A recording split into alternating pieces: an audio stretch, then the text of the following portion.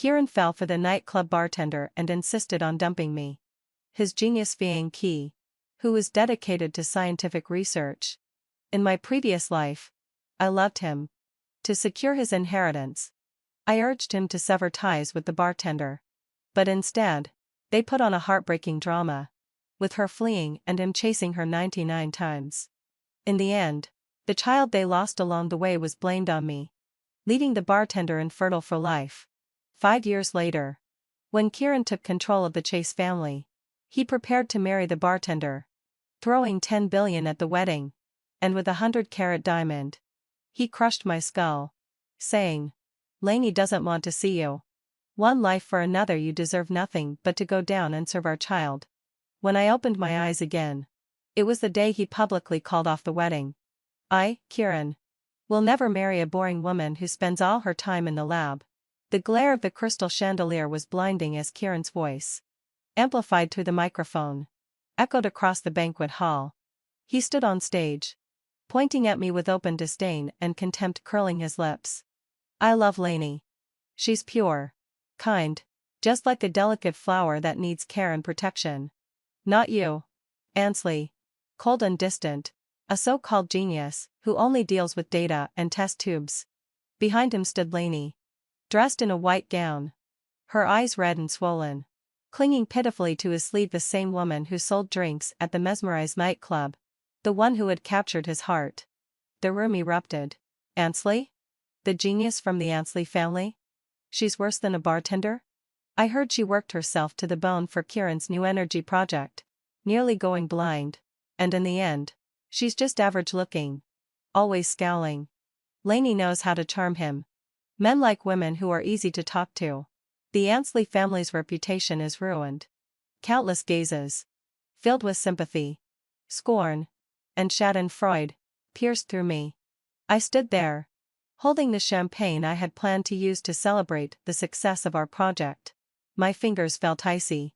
This scene was all too familiar. In my previous life, it was here, under the same stairs, that I begged him not to break off the engagement. For his inheritance. For the sake of our family's faces. I implored him to leave Lainey. What did I get in return? More humiliation. They played out the same farce. Her fleeing and him chasing. 99 times. The child we lost was blamed on me, causing Lainey to be unable to have children for life. 5 years later, he led the Chase family. And on the eve of his wedding to Lainey, that 100-carat dime and crushed my skull. "Lainey doesn't want to see you. One life for another, you deserve nothing but to go down and serve our child." The pain on my temple returned, that cold, hard sensation. The despair of life slipping away, forever engraved in my memory. I inhaled deeply. And under Kieran's triumphant gaze, which expected me to crumble and beg, I lifted my head. There was no pain or disarray on my face as he had imagined, only a cold, unshakable calm. "Are you done?" I spoke softly, but my words stilled the whole room. Kieran froze, his brow furrowing. "Ansley, what are you pretending to be so calm for? I know you love me to death. But you can't force love." I cut him off, pulling my phone from my bag. I dialed a number in front of him and hit speaker. Beep, beep. After a few seconds of waiting, a calm, authoritative voice rang out through the speaker, filling the silent hall. "Ansley? Is there good news about the project?" It was Thorn. Thorn. Everyone held their breath. I watched Kieran's face turn from uncertainty to suspicion as I slowly smiled, my voice clear and deliberate. "Mr. Chase. The project was a success. But now there's something more important. Your son, Kieran, has publicly announced that he will marry a nightclub bartender and has unilaterally torn up our engagement, claiming he would rather have her than me, the daughter of the Ansley family and the future lady of the Chase family." There was a 2-second pause on the other end, then Thorn's voice lowered, as if the pressure could be felt through the phone. "Where is he? Have him take the call." Kieran's face drained of color, and he instinctively tried to rush over to grab my phone. I sidestepped him, scanning the guests below as their expressions shifted from mockery to shock, then to suspicion. Then, let out a lull sigh. I dropped the bombshell. "No need. Mr. Chase. Since Kieran insists on using a bartender to humiliate me. To humiliate the Ansley family. I request a change of marriage partner. I paused. Feeling my heart beat strongly in my chest. A sense of satisfaction coursing through me. This was my first retaliation since being reborn. I accept the marriage. But the partner should be your eldest son. Chase. The heir to the Chase family. I said with firm conviction. My voice laced with undeniable force. Should be someone else. Boom. The entire banquet hall erupted. What? Ansley is going to marry that comatose Chase? Insane. She must have gone mad from the shock. Chase has been bedridden for 3 years. He may never wake up. She's choosing to be a widow. Is it out of spite? Is it worth it? Will the Ansley family agree? Kieran burst into maniacal laughter. Pointing at me. Ansley. Are you crazy? Marry my brother? That vegetable? You'd rather marry a corpse than admit you lost to Lainey? You're a pathetic loser. Lainey. At the perfect moment. Snuggled into Kieran's arms. Looking at me with a tearful gaze. Her voice trembling. Ansley, having fulfilled my sigh. How could you do this? Chase is already pitiful enough. How can you use him? I watched this pair of scum. Their hypocritical faces overlapping with the scenes from my previous life. And a wave of nausea almost made me gag. On the other end. Thorne spoke again. His tone carrying a trace of caution and growl. Some sort of softened resolution after careful deliberation. Ansley. Are you sure? You know Chase's condition. I'm sure. I didn't hesitate. My voice unwavering. Compared to an heir who's obsessed with a bartender. Who mixes personal and public matters and might drag the Chase family into unpredictable risks. A stable marriage that has the full support of the Ansley family is the better choice for the Chase family. Isn't it? Mr. Chase? I had hit the mark. Thorne was a businessman. One who valued family reputation and profit above all else. Kieran's actions today had crossed his line. Sure enough. Thorne went silent. This silence was as good as an acceptance. Kieran's laughter abruptly stopped. In disbelief. He screamed at my phone. Dad. You can't listen to her nonsense. She's doing this just to get back at me. Shut up. Thorne's roar came through the phone. Kieran. Get back here immediately. And bring that woman along with you. The phone was abruptly hung up. The busy tone rang out. But it felt like a loud slap. Striking Kieran and Lainey across the face. Kieran's face turned ashen. His gaze dark and malevolent. As if he wanted to swallow me whole. Lainey. On the other hand. Looked terrified. Clutching Kieran's arm tightly and sobbing softly. I didn't spare them another glance and walked straight towards the door of the banquet hall. The crowd parted automatically in my path. The looks that followed me had shifted. What began as pity and contempt had turned into shock. Curiosity. Even a touch of awe. My God. Is Ansley serious? That's a brutal move. She's cutting him off at the root. Kieran's in big trouble now. The Chase family values face above all. Maybe. The Chase family is really going to change hands? At the door. I stopped. Not looking back. My voice was soft, but clear enough for the silent crowd behind me to hear. Kieran. Don't forget to inform your pure and kind parasitic flower. Get ready. And call me sister-in-law. Silence gripped the room. Kieran snapped out of it. Shouting at me in a low growl. Ansley, Hesley? Are you crazy? Marrying my brother? He's been a vegetable for 3 years. Are you going to live in Woodwood just to get back at me? Lainey tugged at his sleeve. Eyes brimming with tears. Kieran? Don't say that. Ansley might just be acting on impulse. I couldn't be bothered to watch their little act and turned to leave. Stop. Kieran tried to block me. I turned around. Coldly meeting his eyes. Kieran, if you touch me again, I can't guarantee you'll still be allowed into the Chase family building tomorrow. His hand froze in Mydra. I had the evidence of his previous project violations in my possession last time I had hesitated to use it. But I wouldn't be so lenient this time. The guests around us were exchanging glances. Their expressions shifting from amusement to calculation. Is Ansley serious? Does she have something on Kieran? Seems like Kieran's met his match. I ignored their whispers and walked out without a second glance. The next day, Thorne personally called me. Ansley, I've thought about what you said. The Chase family has indeed wronged you. But if you're firm about this, we welcome you. I knew exactly what he was after. The Ansley family behind me, as well as the research project in my hands, were far too important to the Chase family. Swapping a comatose son for a strong ally and securing stable inheritance rights, he was making a profitable deal. I don't feel wronged, Father Chase, I replied. But I have two conditions. First, after I marry Chase, I will be in charge of all his shares and assets. Second, Kieran must be removed from the company's core and sent to the overseas branch. No return unless called. There was a brief silence on the other end of the line. Agreed. He hung up, and I smiled. Thorne was ruthless. His younger son was expendable in exchange for profit. The news spread like wildfire. Kieran stormed over to my house. His eyes bloodshot. Ansley, you're cruel. Trying to exile me? Dream on. I sat calmly on the sofa, flipping through Chase's medical reports.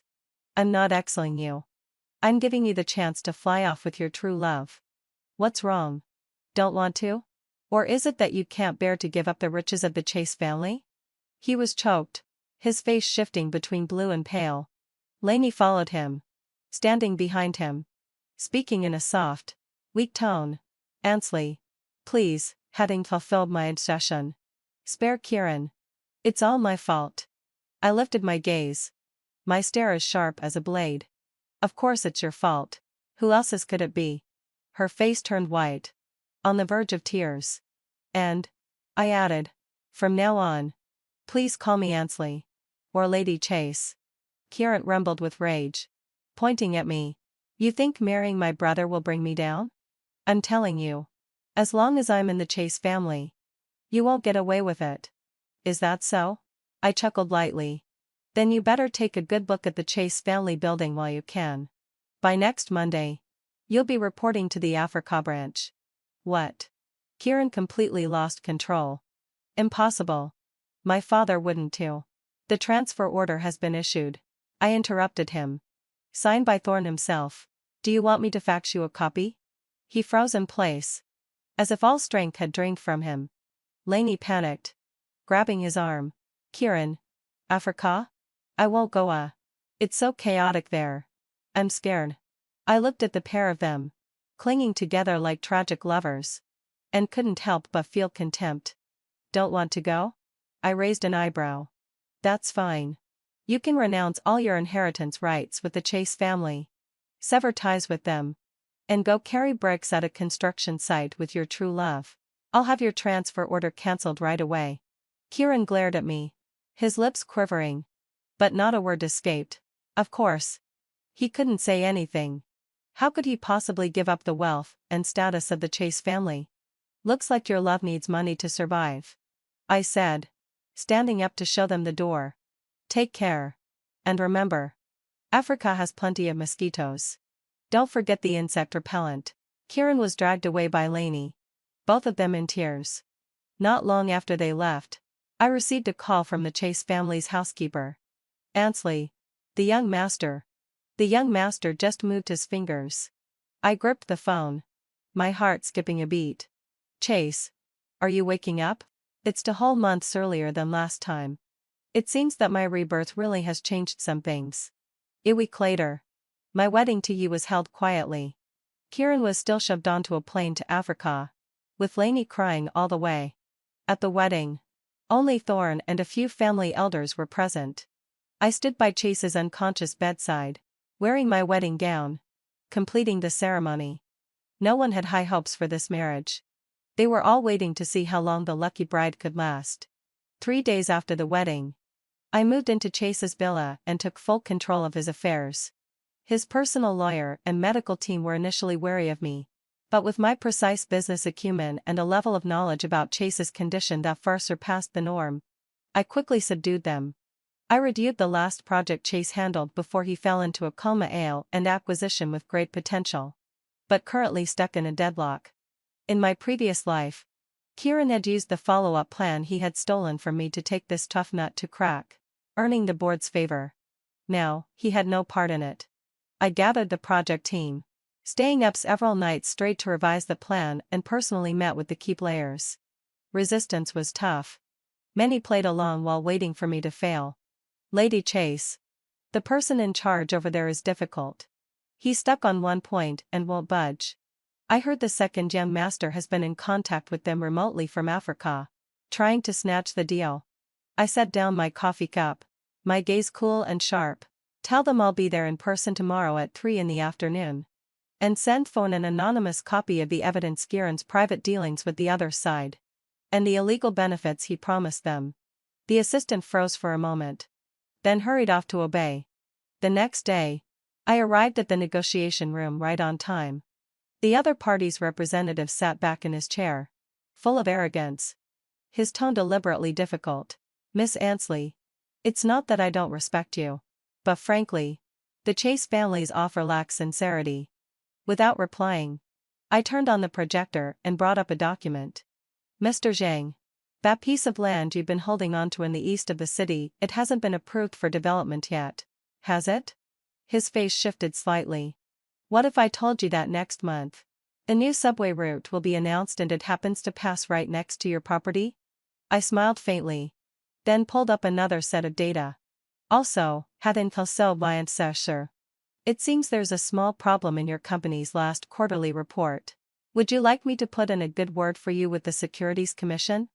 A sheen of sweat appeared on his forehead, his earlier swagger crumbling. Miss Ansley, what exactly do you mean? I mean, I replied, my tone calm but my eyes sharp as glass. Either you sign this contract under my terms, and we all prosper, or I make sure your land never sees the light of development again. And your company will have a few troubles of its own. Half an hour later, the contract was signed. As I walked out of the conference room with the signed agreement in hand, Thorne's furious voice came through the phone. That bastard Kieran. How dare he pull a stunt like this behind my back? Ansley, thank heavens for you. Just doing my part. Dad, I said evenly. When I hung up, I knew one thing for certain: Kieran's days in Africa were about to get even harder. Once news of the project's success spread, opinions within the Chase family began to shift. Didn't think the young madam actually had real skill. She's miles better than that nightclub girl the second gen master ran after. I ignored the chatter. My days revolved around two things: handling business and sitting by Chase's bedside. I would read financial reports aloud, discuss market trends, or simply sit quietly. The doctor said talking to a patient could help them recover. I didn't know if he could hear me, but I needed to speak to tell him my plans.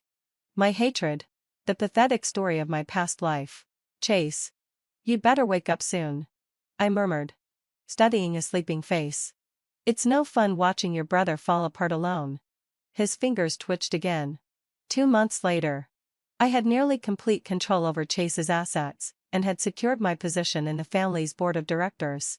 Kieran was barely surviving in Africa. Every attempt to return home was quietly suppressed by me. Lainey, unable to stand the hardship, started posting vague, pitiful messages on social media hinting that I'd driven them away. Soon, Manauta Walsai. The internet buzzed with rumors of me being a usurper with a heart of stone. I had my lawyer send a cease and desist letter to her inbox, along with screenshots of her lavish spending using Kieran's secondary credit card. Lainey, one more word online, I warned. And next time, what you'll receive won't be any mail, it'll be a court summons. She went silent instantly. Just when I thought Chase would remain asleep for a while longer, a call came late one night while I was working in the study. Madame, the young master, he's opened his eyes.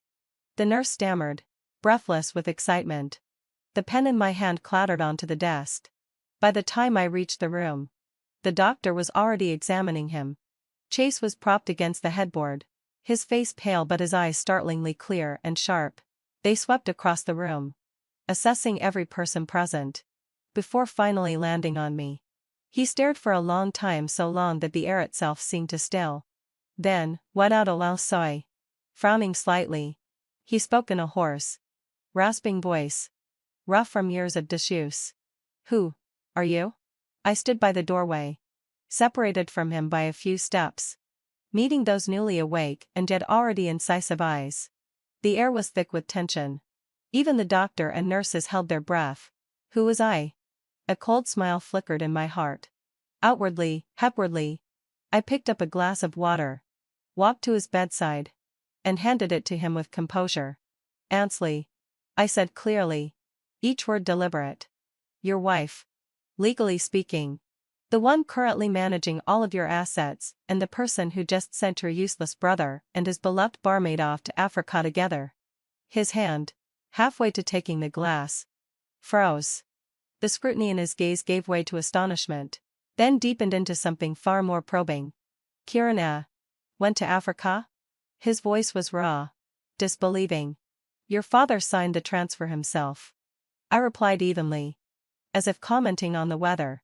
He humiliated both the Chase and Ansley families, breaking our engagement in front of the city's entire elite for a woman who served drinks. There had to be consequences.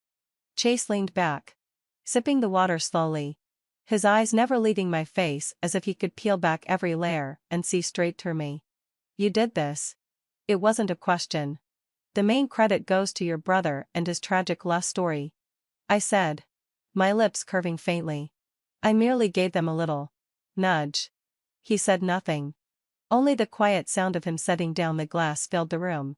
After a while, he asked, how long was I asleep? 3 years and 4 months. I answered precisely. He closed his eyes for a moment. When he opened them again, the warmth was gone, replaced by a calm, cutting lucidity. How's the company doing now? The East Style and you were eyeing before the accident secured. The new energy project your brother handled? Its core data's with me. Currently paused. A few old foxes on the board are getting restless, but I can keep them in line for now. I delivered the summary succinctly, like a report. A flicker of surprise crossed his face. He hadn't expected me to be so well informed. He began, but the door burst open. Bourne rushed in, face alight with relief. Chase. You're awake. What did the doctor say? It should have been a touching reunion between father and son. But Chase merely inclined his head slightly. Dad. Then his gaze returned to me, his tone firm and commanding. I want to know everything that happened in these 3 years. Every detail. Thorne finally seemed to notice me. His expression wavered, complicated, and tinged with a hint of unease. Ansley's done a great deal for the family during this time, he admitted. Chase's acknowledgement was quiet but absolute. His eyes still locked on me. From now on, he said, his voice low and decisive, you'll report directly to me.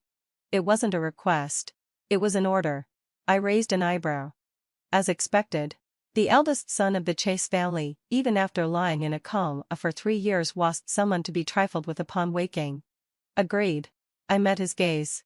But before we report, there's something that needs to be dealt with first. I pulled out my tablet, brought up a surveillance video, and handed it to Chase. In the footage, Kieran was in the office of the Africa branch, yelling furiously at someone on the other end of the video call. I don't care what it takes. You must ruin that project for me. I can't let Ansley get ahead. And find a way to bring me back. Chase watched the video, his face darkening with each passing second. Thorne leaned in to take a look, his face turning red with fury. This bastard. Still unrepentant. I calmly retrieved my tablet and turned to Thorne. Father. Kieran is openly sabotaging the company's interests, attempting to disrupt normal operations domestically, according to company policy. How should this be handled? Thorne's face was ashen. Chase lifted his gaze, his eyes deep and bottomless, his voice weak but cold, each word like ice. Remove him from all positions in the overseas branch. Freeze all his credit cards and bonus accounts. Without my permission. He is not to step foot outside the branch. He looked at me, his gaze sharp as a blade. Madam. What do you think? I smiled slightly, knowing this was his first test after waking up, and a show of strength. I think. I began slowly, meeting his imposing stare. We can add one more point, send the evidence of his attempt to sabotage the project to every member of the board. A flicker of what seemed like faint approval passed through Chase's eyes. Agreed. His voice was firm. A single word that rang clear and loud. Thorne opened his mouth but ultimately said nothing. I knew then Kieran was finished. On the very first day that his elder brother woke up, he was nailed to the pillar of shame. News of this reached Africa. And Kieran immediately destroyed his office. Lainey, sobbing uncontrollably, called me from overseas. Her voice shrill with anger. Ansley. You toxic woman. Are you trying to kill us? I held the phone away, letting her scream until she was out of breath. Then coolly responded. Lainey. Instead of barking here, maybe you should think about how to use your pure and kind charm to convince your man to work hard on the construction site in Africa and support you. After all, his cards are all frozen now. On the other end, Kieran's enraged shouts and the sound of things breaking echoed. I hung up the phone, feeling quite pleased. Chase's recovery was astonishingly fast. In less than half a month, he was already able to walk again. Though still pale, the aura of authority that came from years of leadership had fully returned. He began taking back control of the core business areas I had been handling in his absence. And his methods were swift and ruthless. Even more so than before his coma. The board members, who had been waiting to see how things would play out and even secretly passing messages to Kieran, immediately sensed the shift in power. They quickly tucked their tails and began reaching out to me more frequently, trying to curry favor. I relished the peace and quiet, handing most of the power back to him while keeping a firm grip on the new energy projects and Chase's personal assets. This was stipulated in our prenuptial agreement and was the foundation of my position in the family. That day, after a video conference with Chase where we finalized the last cleanup plan for Kieran's remaining influence, the office phone rang. The secretary's voice was a bit nervous. President Ansley. The front desk downstairs says. Lainey is causing a scene. Demanding to see you. She says she won't leave until she sees you, and has already attracted a lot of reporters. I raised an eyebrow. Kieran's cards were frozen. Was she finally losing her composure? Let her come up. A few minutes later, Lainey burst into my office. Looking haggard. She was no longer the fragile, pitiful sight from the banquet hall. Her eyes were swollen from crying. And she pointed at me, cursing. Ansley, isn't it enough that you've ruined Kieran like this? He's in Africa now. Sick. And can't even afford a doctor. How can you be so cruel? I leaned back in my chair, slowly twirling a pen. If he's sick, what does he want me for? He should ask his true love you. Didn't you say you loved him and were willing to do anything for him? Now's your chance to prove it. Go sell blood or even a kidney, whatever works. She trembled with rage. You. If you hadn't frozen his cards, we wouldn't have. Wouldn't have what? Not even enough money for a doctor? I cut her off, sneering. Lainey, put away your act. Kieran's base salary at the Africa branch is enough for him to live comfortably there. It's his own wastefulness. Or maybe you've spent all the money on luxury goods. You know the truth. Her face turned pale.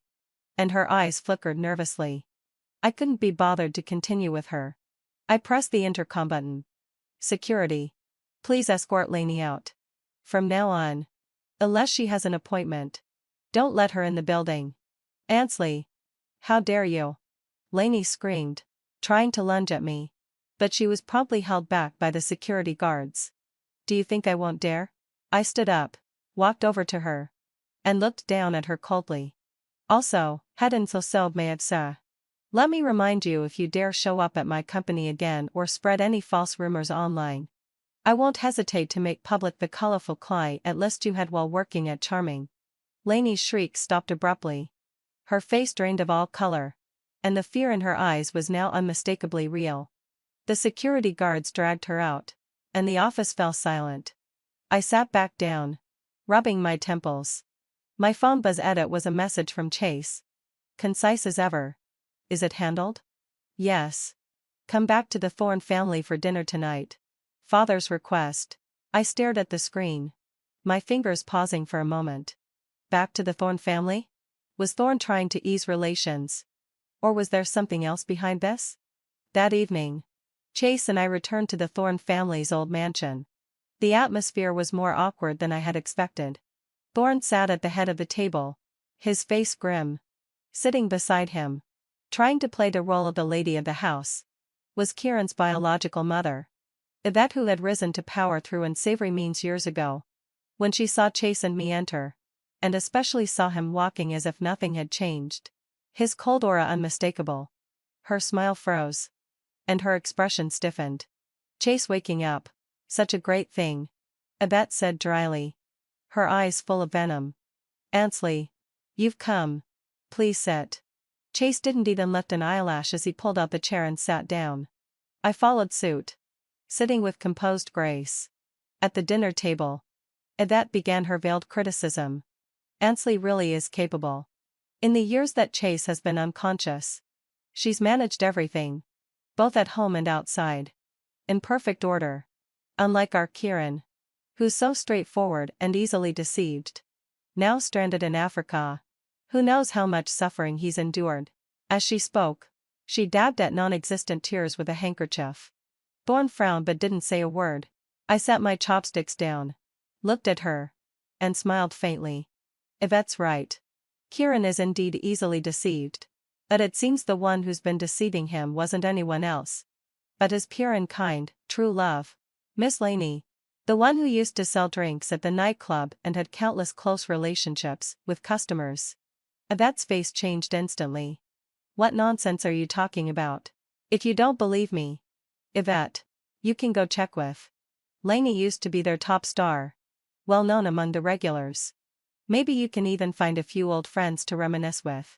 My tone was light, as if discussing the weather. You. Yvette was seething, her chest heaving. She turned to Thorne.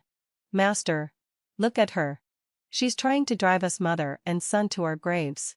Thorne's face darked, and as he slammed his wine glass onto the table. Enough. Can't even eat in peace with you two. It was then that Chase finally spoke, his voice cold and detached. Father, Kieran's actions in Africa have severely harmed the group's interests. The board is very displeased with him. If Yvette continues to pamper him like this, he won't even be able to stay in the subsidiary. Yvette fell silent instantly, her eyes wide with fear as she looked at Chase. Thorne took a deep breath, clearly agitated. I'm aware of this.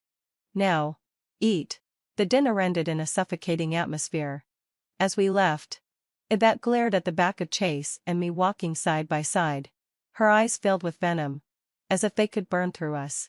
Once in the car, Chase closed his eyes to rest, before speaking suddenly. Your approach to dealing with Yvette is too gentle. I turned to look at him. He opened his eyes, his gaze cold and distant. Strike at the weak spot. What she cares about most isn't Kieran. It's her position as Kieran's wife and the wealth that comes with it. I understood his meaning now. But I hadn't expected him to be so ruthless toward his stepmother. Got it. I nodded. It seemed like it was time to create some real trouble for Yvette. Chase closed his eyes again, his lips curving ever so slightly into the faintest of smiles. If you need help, just ask. A few days later, I met with a private detective and slid a stack of documents about Yvette across the table. Focus on her financial transactions over the past 3 years, especially her offshore accounts, and any private dealings with her partners. The detective understood immediately and quickly left. Chase was right. Yvette, a woman who rose through manipulation, feared losing money and status the most. With Kieran out of the picture, she would certainly scramble to secure a backdoor for herself. I knew she wouldn't be clean. Sure enough, less than a week later, the detective sent back preliminary findings. Yvette had been secretly accepting kickbacks under the guise of being Kieran's wife and had transferred substantial amounts of assets offshore via illegal channels. Even more explosive, one of her partners was a former conman. I held on to the evidence, not rushing to act. I was waiting for the right moment. One day, the Chase family held its quarterly board meeting. Chase, as the newly awake Kandare who had swiftly regained control of the situation, was presiding over the meeting. I attended as the proxy holder for Chase's votes and the person responsible for the new energy project. Halfway through the meeting, when a foreign investment proposal was brought up, one of the board members who had always been close to Yvette suddenly spoke up. Chase. You've only just woken up, so you might not be fully aware of the complexity of this project. I think it would be safer for someone more experienced to take the lead. For example, perhaps we could have the vet assist from the side. She does have some experience overseas. Chase didn't even glance at him, his fingers tapping lightly on the table. I immediately understood and cut him off. Mr. Lee, when you say experience, are you referring to the time last year when Yvette, through your nephew's company, secretly manipulated a $5 million kickback? The room went dead silent. Mr. Lee turned pale, his eyes wide with disbelief. Ansley, you're slandering me. Unfazed, I pulled out several transfer records and copies of contracts from my folder, handing them to the assistant to distribute to the board members. These are the financial transactions through which Ms. Yvette accepted kickbacks, all handled by your nephew. Mr. Lee, would you like me to submit even more detailed evidence, including the books from your nephew's company, to the supervisory board? Mr. Lee's face drained of color, sweat pouring from his forehead, and he couldn't utter a word. The other board members, holding the hard evidence in their hands, looked at me with fear and awe. Finally, having fulfilled my obsession, Chase spoke, his voice calm and measured. Mr. Lee is getting old. It seems his energy has waned, making him easy to deceive. From today, you'll step down from all positions in the group and retire. With a casual flick of his hand, he dismissed an elder. His gaze swept the room. Anyone else have doubts about the project leader or my wife's capabilities? The room was dead silent. No one dared to speak. I knew that Chase was asserting his dominance through me, signaling to everyone Ansley was the one he was protecting. After the meeting, I returned to my office, and Chase followed me in. Quick move, he commented. You gave me a good reminder. I poured him a glass of water. He took the glass but didn't drink, his gaze fixed on me. When do you plan to take down Yvette? Soon, let out a low sigh. I smiled faintly. I'll wait until she's transferred more assets, enough to make the case even heavier. He nodded, clearly satisfied with my ruthlessness. Just then, let out a low sigh. My computer pinged with an urgent news notification. Chase family groups, Lady Yvette suspected of large-scale embezzlement and illegal asset transfer, taken by police for investigation. The accompanying image showed Yvette being escorted by two female officers, her face ashen, her hair disheveled far from the image of a wealthy lady. I raised an eyebrow and looked at Chase. Did you do this? He leisurely took a sip of water. Just a casual move. I understood. He found my movements too slow and directly fueled the fire, using the most official and irreversible method possible. It was ruthless, but also absolute. With this, Evan fulfilled my obsession. That was finished, and Kieran lost his last hold overseas. My phone vibrated wildly. It was a call from Kieran in Africa, his voice hoarse and desperate. Ansley, it's you. You're the one who did this to my mom. You venomous witch. I won't let you go. I'll haunt you as a ghost if I have to. I hung up immediately, blocking his number. Finally, having fulfilled my obsession, the noise ceased. Chase set down his water cup and walked to the window, watching the traffic below.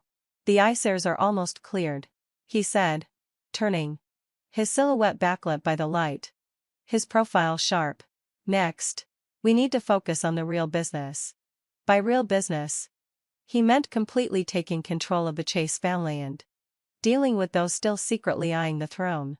I knew that our marriage, one that began out of mutual interest and revenge, was slowly but surely evolving into an unbreakable alliance. I walked over to him, standing shoulder to shoulder. So, what's the plan? He glanced at me, a faint, almost imperceptible smile flickering in his eyes. What do you think, madame? A news of Yvette's arrest hit the Chase family like a stone dropping into an already turbulent pool. Thorne was so furious. He nearly had a heart attack and had to be admitted to the ICU. No matter how much he disliked Yvette, she had been Kieran's wife for almost 20 years. And now such a scandal had erupted, throwing the Chase family's reputation into the mud. I brought a fruit basket to visit him. And outside his hospital room, I overheard him shouting at his confidant. Investigate. Find out who leaked the news to the police. Was it Ansley, that little girl? His confidant hesitated. Clearly uncomfortable. I pushed open the door. A well-placed look of concern on my face. Dad. How are you feeling? Thorne glared at me. His face pale with suppressed anger. Ansley's here. He muttered, dismissing his confidant. The room was now just the two of us. I was also surprised by Yvette's actions. I said, setting the fruit basket down. My tone calm. But the evidence of her embezzling company funds and illegally transferring assets is clear. This is a huge blow to the company's reputation. The immediate priority is to sever ties quickly and stabilize the stock price. Thorne fixed his piercing gaze on me, trying to find a flaw in my expression. Don't you have anything else to say? I met his gaze without hesitation. I do. I think we should issue an official statement immediately to disassociate the company from Yvette's personal actions. Either you or Chase should personally apologize and compensate the affected partners to minimize the damage. Every point I made was reasonable and entirely focused on the company's interests, leaving him with no room to argue. Thorne fell silent for a moment, then warily waved his hand. Do as you see fit. Let Chase handle it. All right. Dad. Get some rest. I turned and left. As I closed the door, a cold, subtle smile curled at the corners of my lips. Sever ties. Apologize? This was just the beginning. Chase moved faster than I expected. He swiftly released the statement. Personally met with the heads of key partners. And used both force and diplomacy to stabilize the situation. Within no time, the board members who had previously been hesitant or secretly siding with Kieran were completely silenced by his show of power. After a brief period of turbulence, the Chase family ship was now firmly back on course under Chase's command. As for Kieran, after Yvette's fall, he completely disappeared from the radar. Rumor had it that he couldn't even stay at the Africa branch anymore. He was drowning in debt. Disappeared with Lainey. Like they had evaporated from the world. I didn't bother looking for them. A stray dog wasn't worth the effort. They would eventually make a spectacle of themselves. That day, I represented the Chase family at a tech summit. After signing a memorandum of understanding, I was leaving the conference room when I was stopped by a familiar, disheveled figure at the hallway corner. It was Lainey. She was gaunt and in a cheap, wrinkled dress. Her face was flushed unnaturally. Her eyes wild and frantic, locked onto me with obsessive intensity. Ansley. Her voice was hoarse, filled with a desperate, reckless madness. Give me money. 5 million. Or I'll expose everything. The collusion between you and Chase to harm Yvette. And for Kieran out. I have evidence. I stopped and looked at her. Her desperation only making me laugh. Evidence? I raised an eyebrow. You mean the forged chat logs and bank transfer screenshots your little scam artist boyfriend gave you? Lainey's pupils contracted sharply, and the color drained from her face. You? How do you know? I know more than just that. I took a step closer, lowering my voice so only the two of us could hear. I also know about the troubles your client, Mr. Wang, from Charming, recently faced. He's caught up in a lawsuit and is looking for someone to take the fall. Tell me, if I send you over and tell him you're willing to take the blame for everything, do you think he'll be grateful to me? Lainey's body began to shake violently, her eyes shifting from madness to raw terror. No. You can't. I can.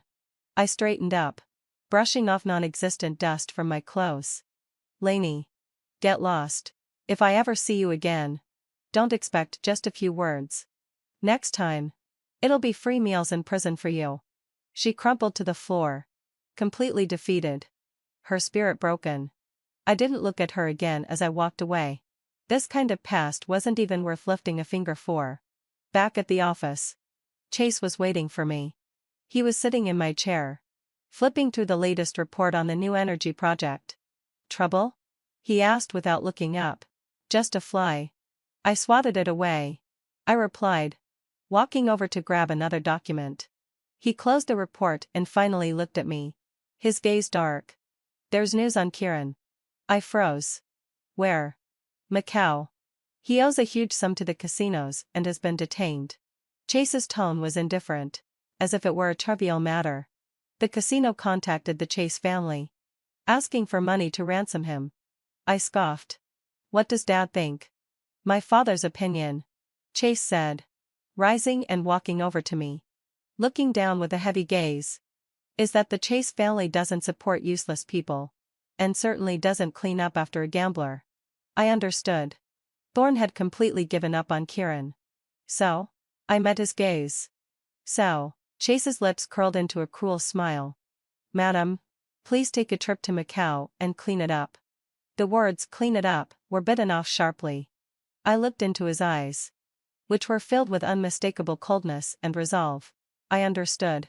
He wanted me to deliver the final blow to Kieran, once and for all, severing any lingering ties and eliminating potential threats to the Chase family. Okay, I said without hesitation. I'll go. That afternoon, I flew to Macau with my lawyer and bodyguard. The casino staff led us to a dimly lit private room. Kieran was tied to a chair, his face bruised and swollen, his body reeking of a foul stench. He no longer resembled the arrogant second son of the Chase family. He saw me and froze for a moment before his eyes lit up, as if seeing a lifeline. He struggled and screamed. Ansley! It's you! Hurry! Hurry and pay them! Take me back! I walked up to him and stopped, quietly watching him. Back? I repeated, my tone light. Back where? To the Chase family? Kieran nodded eagerly. Yes. Back to the Chase family.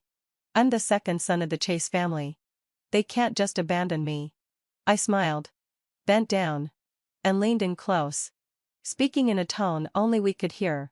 Kieran, don't you understand yet? The Chase family doesn't want you anymore. Your mother is in prison.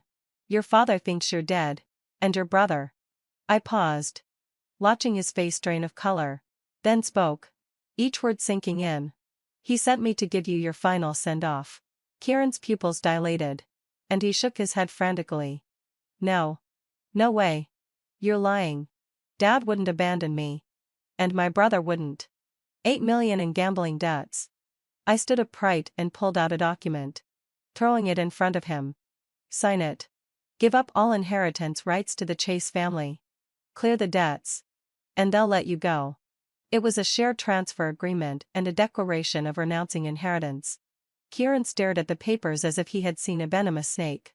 He jerked back in horror. I won't sign. Don't even think about it. Won't sign? I raised an eyebrow and gave a subtle look to the casino manager. The manager nodded and waved a hand. Two burly men stepped forward, pinning Kieran down, grabbing his fingers and ready to press them into the ink pad. No, let go of me. Ansley.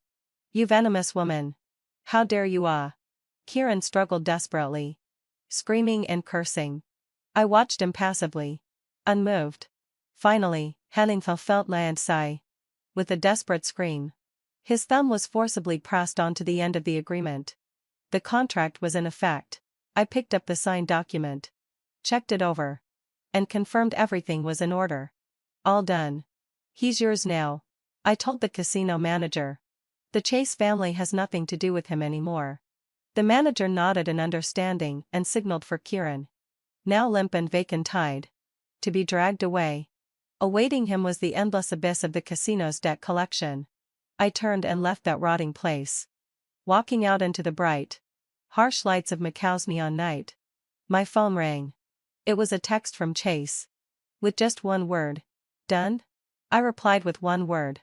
Done. From that moment on, Kieran's name was completely erased from the Chase family's family tree. Back in Hai Chang, the Chase family had undergone a complete transformation. Chase had firmly completed the power transition, and the board was no longer a source of discord. The new energy project, under my leadership, was progressing rapidly, with the first product soon to be launched, and market anticipation at an all-time high. Chase and I, this couple bound by revenge and mutual interests, had become the most feared pair in the business world. He handled external affairs, maneuvering through complex negotiations. I controlled internal affairs, overseeing the core technology and financial lifeblood. We were in sync, more like battle-hardened partners than newlyweds. There were plenty of rumors outside, claiming that we were merely putting on a facade, each using the other for personal gain. We didn't bother to explain. One day, Chase unexpectedly returned home on time, bringing with him a bottle of red wine. "Let's celebrate," he said as he took off his suit jacket and loosened his tie. "The obstacles are cleared. The project is set." I raised an eyebrow and took the wine glass from him. "Celebrating our smooth cooperation?" He clinked his glass against mine, a glimmer of light flickering in his eyes. "Celebrating Kieran's wife's position being secure." I laughed lightly and downed the wine. The taste was rich, with a hint of fruit. "Lainey has news," he said suddenly. I swirled my wine, unconcerned. "She's still alive?" "In a small country in Southeast Asia. She contracted a disease. She's out of money and won't last much longer," Chase said flatly. "She sent word, wanting to see you one last time. She says she has a secret about your parents to tell you." "My parents?" My hand froze around the wine glass. My parents had died in a tragic accident during an academic trip years ago, a topic that the Ansley family rarely mentioned. "How would Lainey know?" "Do you think it's a trap?" I asked. 100%. Chase replied, looking at me. "Do you want to go?" I was silent for a moment before finishing the last of my wine. Yes. Even if there was only a 1% chance. I needed to find out. Besides, I also wanted to see for myself what had become of this once glorious white lotus flower, now withered and decayed. Chase didn't stop me. "I'll arrange for someone to go with you." 3 days later, I arrived in a damp, dilapidated border town in Southeast Asia, accompanied by my bodyguards. In a small clinic that reeked of mold and disinfectant, I saw Lainey. She was lying in a filthy bed, gaunt and pale, with deep-set eyes. Her once proud long hair was now yellow and brittle like straw. When she saw me, the last spark of light flickered in her murky eyes as she struggled to sit up. You came." Her voice was as hoarse as a torn wind instrument. I stood by her bedside, keeping my distance, my expression emotionless. "Tell me, what is the secret about my parents?" Lainey began to cough violently, gasping for air, a strange and malicious smile spreading across her face. "Ansley, you think you've won? Do you know, your parents didn't die by accident." A chill ran through me, my nails digging into my palm. "Explain." It was. Her words were broken, her breath shallow. "It was Thorne. He feared your father's research would threaten the Chase family.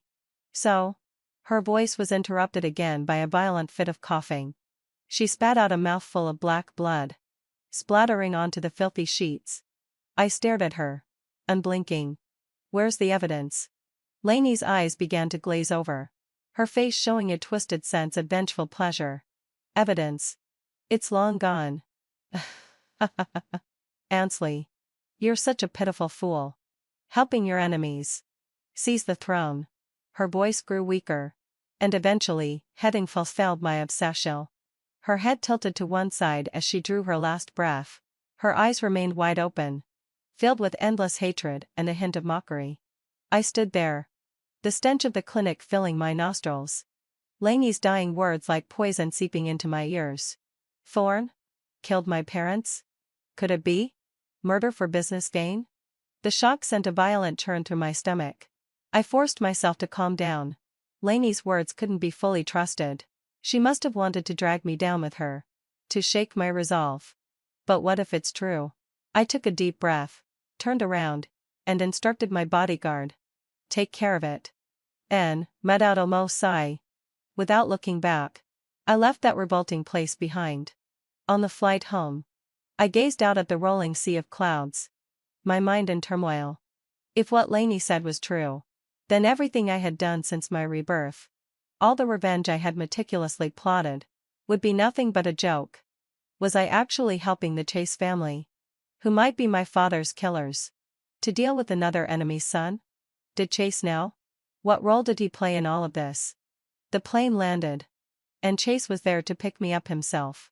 He stood by the car in a black coat, tall and imposing. When he saw me, He stepped forward and effortlessly took the bag from my hands. "You look off," he said with a frown. "What did she say?" I looked up at his cold yet now subtly concerned face. And for the first time, he seemed unfamiliar to me. I opened my mouth to ask, but then swallowed the words. It wasn't the right time. Without evidence. Making a move now would only put me at a disadvantage.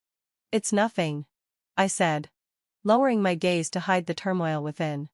Just seeing her like that made me feel nauseous. Chase stared at me for a few seconds, then didn't press further. He opened the car door. "Let's go home." Sitting in the car, I watched the cityscape rush by through the window, a coldness settling in my chest. Back at the villa, I moved into the top-floor study under the pretense of needing to keep the final stage of a project highly confidential. I ate and slept there. Chase didn't say anything, just instructed the house staff to deliver meals on time. He seemed to be very busy, often coming back late at night. Between us, it felt like there was an invisible wall. I began quietly investigating. My parents were top-tier materials scientists. A national research project they had led had clashed with the core business of the Chase family during a critical phase. Shortly after, they met with an accident and fell off a cliff during an outdoor exploration. The official conclusion was equipment failure. Using the connections from the Ansley family and the permissions Chase gave me, I quietly accessed the accident report from that year, as well as confidential files from the Chase family around the same time. The report was flawless, meticulously written. But one file in the Chase family archives, a copy of a board meeting minutes marked as destroyed, caught my attention. It vaguely mentioned the need to properly handle the potential threat posed by the Ansley family project, and the document was dated exactly 1 week before my parents' accident. Properly handle. My heart sank. It wasn't enough for direct evidence, but the implication was glaringly obvious. I needed something more concrete. I remembered an old-fashioned safe my parents had left behind, which had always been kept at the Ansley family estate. As a child, I couldn't open it. And then I forgot about it. Perhaps there were clues inside? I found an excuse to return to the Ansley family home, send everyone else away. And after trying numerous combinations using the code I knew and my mother's birthday, I finally heard a click. The safe opened. Inside, besides some old photos and jewelry, was a thick leather-bound notebook. It was my father's experimental diary. With trembling hands, I flipped it open. The pages were filled with complex formulas and data. Until the last few pages. March 15, Thorne visited today. His attitude was firm, demanding that we suspend the project or share the core data. Madman. This project is vital to the country. How could it be reduced to a tool for capitalists to profit from? March 18, another inspection of the equipment found signs of sabotage. Reporting to the police yielded no results. Is it the Chase family? Have they truly gone this far? March 22, someone is following us. My mother is scared. I backed up the key data and hidden it in. The diary ended abruptly here. Hidden where? The next pages had been torn out. I collapsed to the floor. Cold all over. Though there was no direct proof, the contents of my father's diary and Lainey's last words now corroborated each other. Thorne. It was him. For the sake of profit. He had really gone so far as to commit such a crime. A wave of hatred engulfed me instantly. Stronger than the betrayal of Kieran and Lainey. 1,000 times over. I carefully stored the diary, wiped away any traces, and left the Ansley estate. Back at the villa, I locked myself in the study. The immense sorrow and hatred almost tore me apart. I had been reborn to seek revenge on Kieran and Lainey. But never had I imagined that the true enemy had always been high above. And that I had even called him Dad. That night, Chase knocked on the door. Come out for dinner. I took a deep breath, suppressing all the emotions, and opened the door. He stood at the doorway, his brow slightly furrowed. You've been acting strange lately. Project pressure. I avoided his gaze and walked toward the dining room. The dinner table was very quiet. Suddenly, he spoke. Before you went to Macau, you asked if I knew what Lainey was going to say. I paused, holding my chopsticks. and looked up at him. His gaze was calm but probing. What exactly did she say? My heart raced. Was he testing me? Or did he truly not know? I put down my chopsticks, met his eyes, and said clearly, she said that my parents' deaths were not an accident. Chase's pupils contracted ever so slightly, though he quickly regained his composure. That brief moment of tension didn't escape my notice. He knew. He definitely knew something. Do you really believe the ramblings of someone about to die? His tone remained steady, but his fingers tight and around the water glass. Is that so? I forced a cold smile. But I've looked through the Chase family's archives and found a board meeting minutes about properly handling the potential threat from the Ansley family project. The date perfectly timed with my parents' accident. Chase's expression finally changed. He set the water cup down, the sound of it clinking sharply in the room. The study fell into a deathly silence. We stood across the table, locked in a silent confrontation. The air felt as though it had frozen into ice. After a long pause, he slowly stood up, his tall frame exuding a heavy sense of pressure. Ansley. His voice was deep, with a warning edge. Knowing too much about certain things is not good for you. I tilted my head to meet his gaze without flinching. So, it's true? Thorne killed my parents? And you knew? Perhaps even participated? The last few words were difficult to say. Chase's eyes were as deep as the ocean, swirling with emotions I couldn't decipher. He neither admitted nor denied it. The Chase family ship is now in our hands. He circled around the table and came in front of me, leaning over, his hands pressing down on the back of my chair, trapping me between him and the table. His breath was close and intense. Let the past stay in the past. What matters now is the present and the future. He was so close I could see the undercurrent in his eyes, feel the threat in his words, and an almost imperceptible plea. Let it go? I repeated the words, feeling a bitter irony. How could blood debts be forgotten? I looked into his face. Once a source of comfort on my path to vengeance. Now nothing but cold calculation and secrets. I suddenly shoved him away, standing up. Chase. Don't conflate me with you. I stared at him, each word sharp, filled with resolute coldness. Your ship, I have no interest in it. From this day on, our cooperation ends. After completely falling out with Chase, I moved out of the Chase family mansion and into a secluded apartment owned by the Ansley family. A new energy project was nearing its final stages, and it was my most important bargaining chip. I refused all outside contact, including from Chase, claiming I needed absolute silence to finalize the work. I knew he was searching for me: calls, text messages, even sending people to guard the Ansley family's old mansion and my office building. But I avoided them all. I needed time to clear my thoughts, and most importantly, to find the fatal piece of evidence. Just as I was feeling overwhelmed, an unexpected person contacted me. It was Sloane, Chase's former personal assistant and a highly capable and beautiful woman who had voluntarily resigned not long after Chase fell into a coma. I had always sensed some subtle tension between her and Chase, but never dug deeper at the time. She requested a meeting in an extremely discreet CAF. Ansley. Or, should I call you Mrs. Kieran? Sloane stirred her coffee, her smile gentle, though there was an almost imperceptible sharpness in her eyes. Get to the point. I had no interest in pleasantries. She put down her spoon, her gaze fixed on me. I know you're investigating your parents' deaths. About Thorne. And about Chase. A chill ran down my spine. But I kept my face neutral. What do you know? What I know might be more than you expect. Sloane leaned forward slightly, lowering her voice. The first thing Chase did after waking up wasn't to solidify his power. It was to secretly investigate his father. Especially the accident, 3 years ago, that led to your parents' deaths. I gripped my coffee cup tighter. He's investigating too? He's always been investigating, Sloane said with certainty. He suspects his father has blood on his hands. And it might even go back further: his biological mother's death. Chase's biological mother had died when he was 10. And soon after, Yvette brought Kieran into the family. Could it be? A more horrifying thought crossed my mind. Why is he telling you all this? I fixed my gaze on Sloane. She lowered her eyelashes and gave a bitter smile. Because, in some ways, he and I are alike.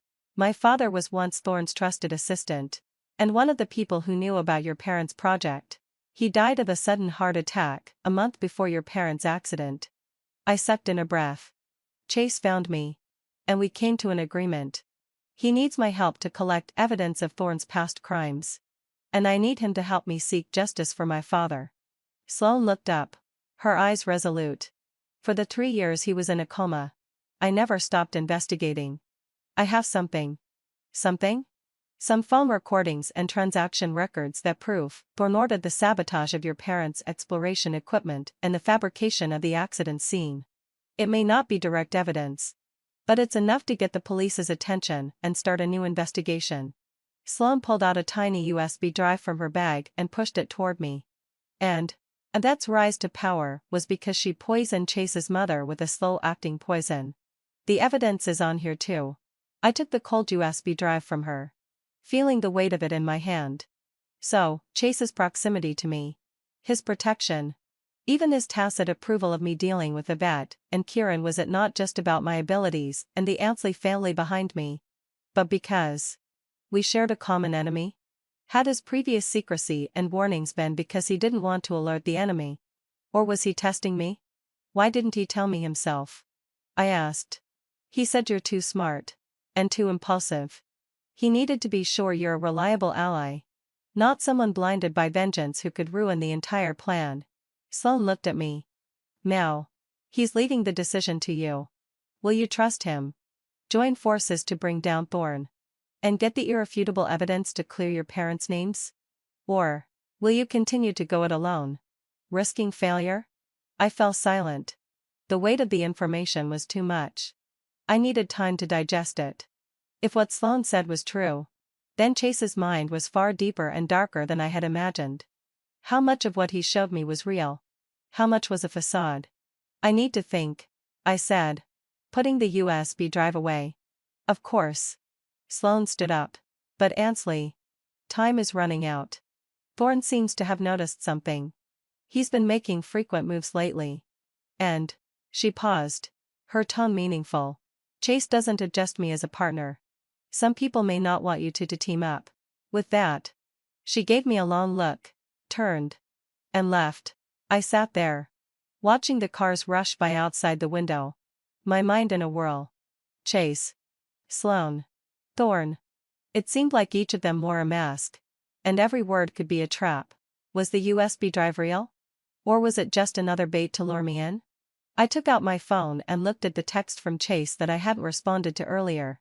Come back. Let's talk. My finger hovered above the screen, unwilling to send a reply. Should I trust him? Take the gamble? Or should I choose to err on the side of caution and not let him escape? Hatred burned in my heart. But reason told me that Sloane's words were likely true. Chase's motives for dealing with Thorne were powerful enough. In the end, I took a deep breath and made my decision. I replied to Chase's message. 8 p.m. At the apartment. At 8 p.m. that night, Chase arrived at my apartment. Punctual as always. He was dressed simply in a black shirt. His posture straight, with a faint weariness in his face. But his eyes were still sharp, as if they could pierce through to the heart of things. Finally willing to see me? He stepped inside, closing the door behind him with a neutral tone, his expression unreadable. I hadn't turned on the main lights. Only a floor lamp beside the sofa, casting the living room in a dim yellow glow. Sloane came to see me. I went straight to the point, placing the USB drive on the coffee table. She said you've been investigating Thorne. My parents' deaths.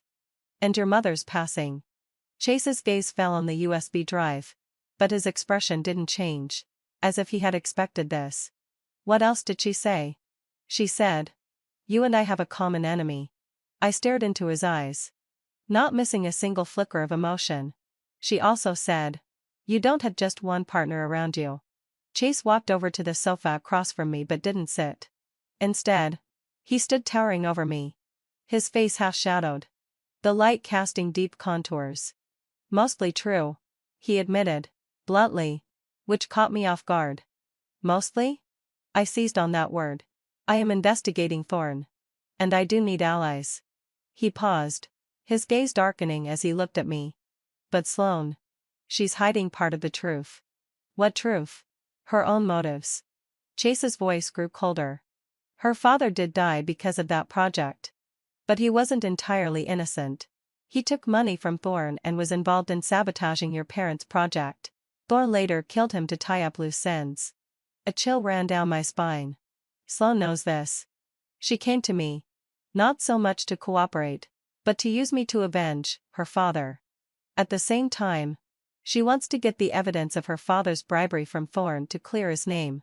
Chase sneered. She didn't tell you that her father was the first to be bribed. The one who sabotaged your parents' equipment. Did she? My back grew cold. Sloane. She had concealed such deep machinations. And you? I forced myself to suppress the storm inside me. Glaring at him. How much are you hiding from me? And who is this so-called other partner of yours? Chase remained silent for a moment. As if weighing his words. At that moment. His phone rang. An untimely interruption. He glanced at the caller ID. Frowned ever so slightly. And hung up. Then, let out a low sigh. My phone rang as well.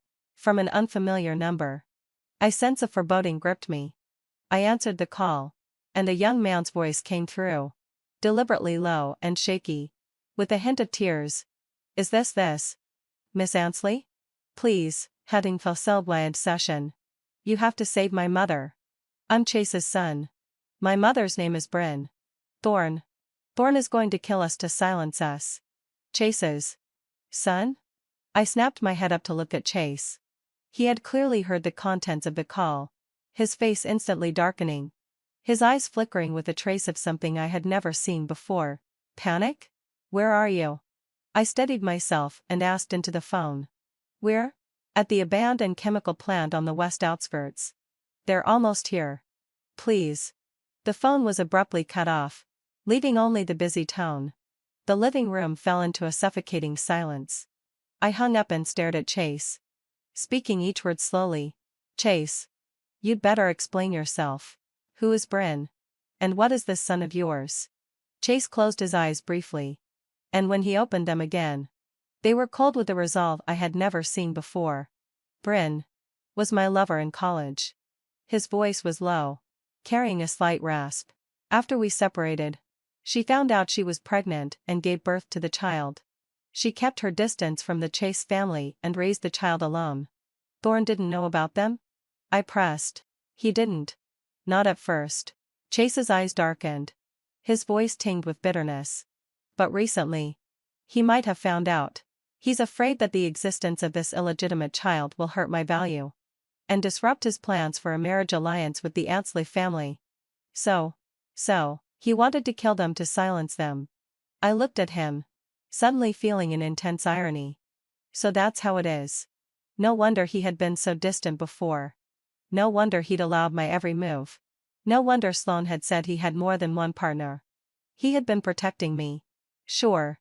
Because we both had Thorn as a common enemy. But more than that, it was likely because he wanted to use the Ansley family's power and my position as Mrs. Kieran to control Thorn and buy time and space for the woman and child he truly cared about. And I, Ansley, the so-called scientific genius, the so-called queen of revenge, had always been nothing more than a useful pawn in his game. I might even have been a shield for him.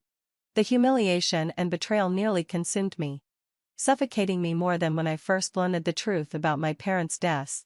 I looked at him. And suddenly, I laughed a hollow, self-mocking laugh. Chase. You really are playing a perfect game. I stood up and walked toward him, tilting my head back to look at his cold, handsome face. You're using me to draw Thorn's fire.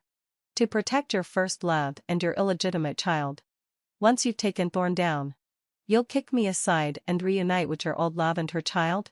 I raised my hand and jabbed my finger into his chest. My fingertips icy. What do you take me for? Chase grabbed my wrist with great force. His eyes unreadable. Ansley. Things aren't as you think. What is it then? I wrenched my hand away from his grasp. Taking a step back, my eyes now as cold as ice. Chase. I'm telling you. Our partnership ends here. I'll take care of Thorn myself. As for you. I looked at him. Each word sharp with biting cold. And your hidden illegitimate son. You better pray you don't fall into my hands.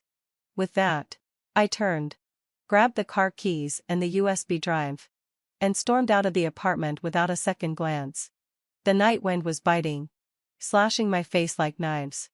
I climbed into the car, started the engine, and floored the gas. The car shot forward into the darkness like an arrow.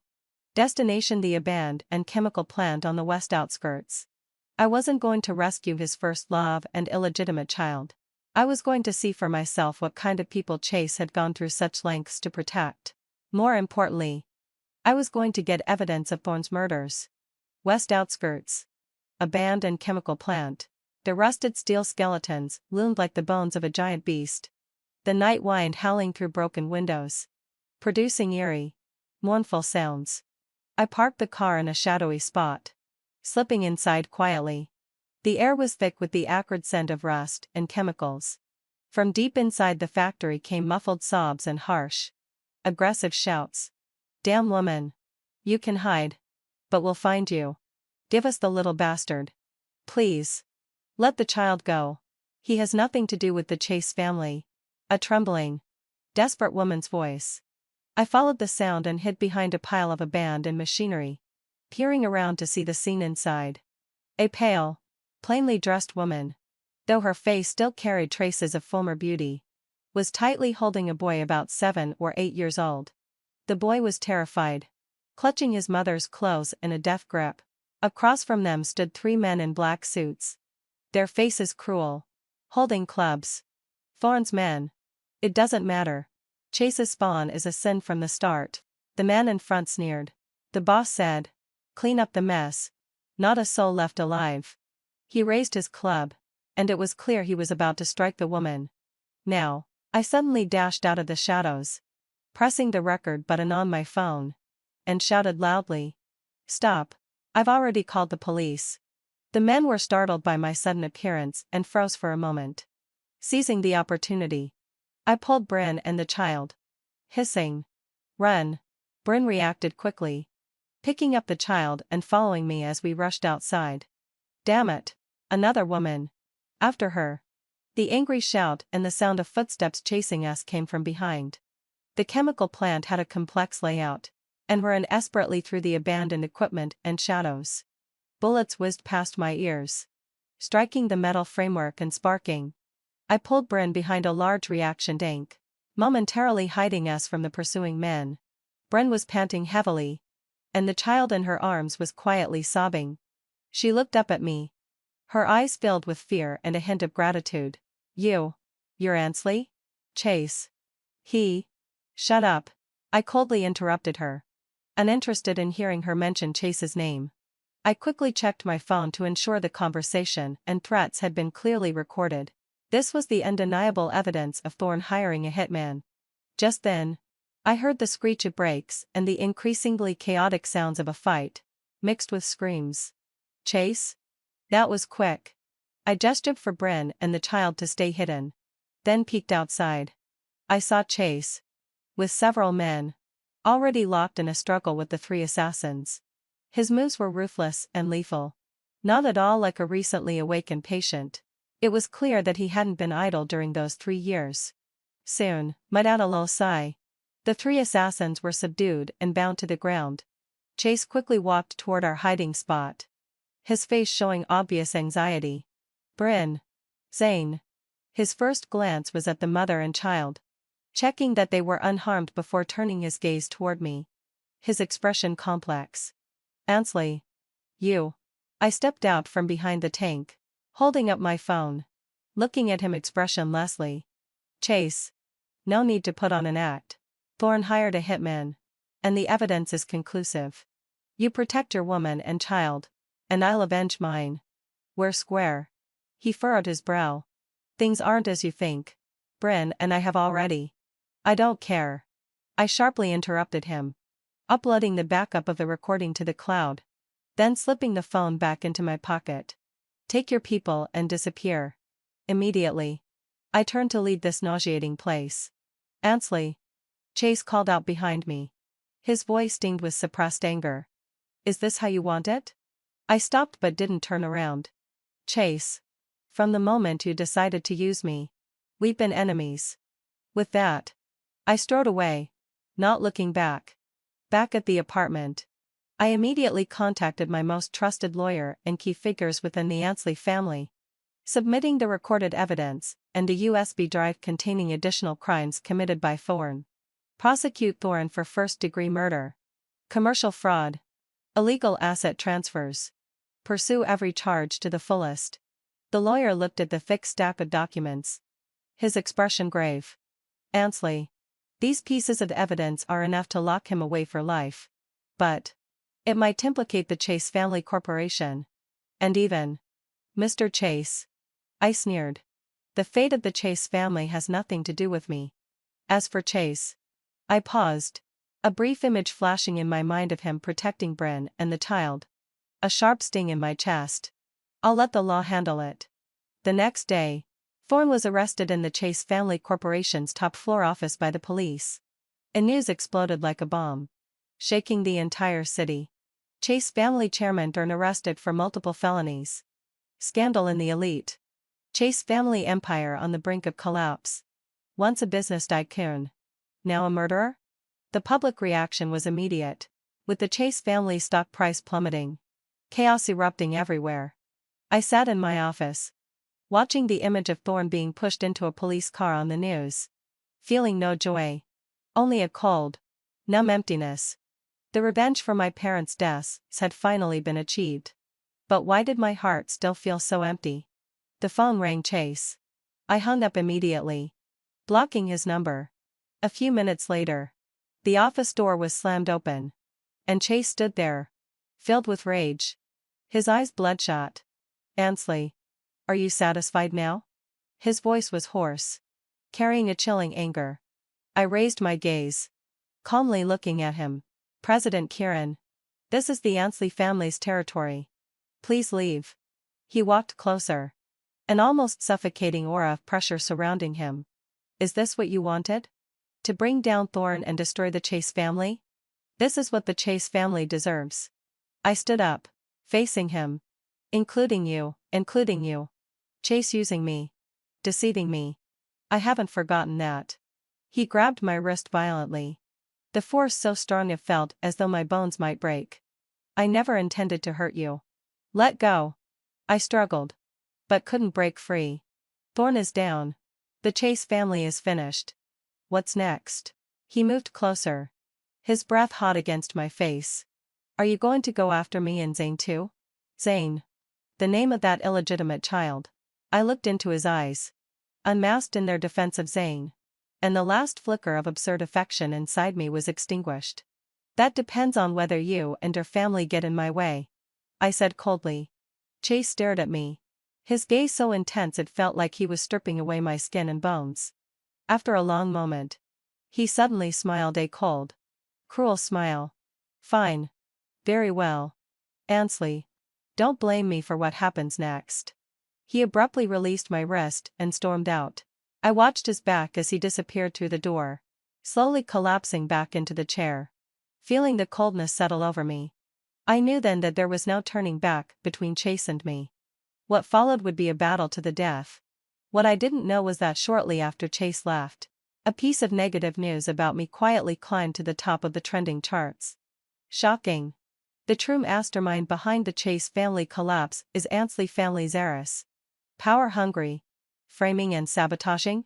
The accompanying image was a blurry photo of me and Chase confronting, outside the chemical plant, along with carefully edited and out-of-context evidence. Chase's retaliation came fast and dirty. The smear campaign against me took off, with capital forces pushing it to the trending charts. Fake accounts and uninformed netizens began to bombard me with online abuse. Some even started doxing my address and harassing my family. The Ansley family group's stock price also took a hit, beginning to fall. A few of the old board members, already displeased with my rapid rise, started stirring. pressuring both openly and subtly. I watched this familiar manipulation of public opinion with a cold, mocking smile. No wonder Chase is from the same breed as Thorne and Kieran Ruley Vile. But I was no longer the docile Ansley I once was. I immediately called an emergency meeting with the PR and legal departments of the Ansley family group. First, we will issue the strongest legal letter on behalf of the Ansley family group and myself, suing all the marketing accounts and masterminds behind the rumors. The list has already been compiled by the tech department, and will leave no one out. Second, we'll contact all cooperating media to release official details of Thorne's arrest, as well as some evidence of his years of illegal activities, tax evasion, and even organized crime. We'll muddy the waters. Third, I turned to the head of the tech department. Use the special package I had you prepare. Post it anonymously with changing IPs. In batches. At different times. The tech lead nodded, understanding my instructions. After the meeting, I sat alone in my office, staring out at the gray sky. My phone buzzed on the desk with a string of abusive text messages from unfamiliar numbers. I deleted and blocked them without a change in expression. Chase. You want to crush me with public opinion? Let's see who has the stronger hand. By the afternoon, the tide of public opinion began to shift subtly. First, several major state-owned media outlets shared the police report detailing Thorne's involvement in multiple serious crimes, solidifying his guilt. Next, rumors about the chaotic internal management, nepotism, and corrupt practices within the Chase family group began circulating online. Among these were tales of Kieran's outrageous behavior during his tenure and details of how Yvette exploited her identity as Mrs. Kieran to amass wealth. Public attention began to shift. So the Chase family's really this rotten? It's bad to the core. Seems like Ansley might have really been forced into retaliating. Did Chase jump in to smear her so he could shift the blame? But that was just the appetizer. Late at night, as most netizens prepared for bed, an encrypted forum suddenly exploded with shocking revelations, spreading at an astonishing speed across major social platforms. The first post, Chase's illegitimate son confirmed, his mother Bryn exposed. Not some innocent first love, but a manipulative woman who climbed into bed with him.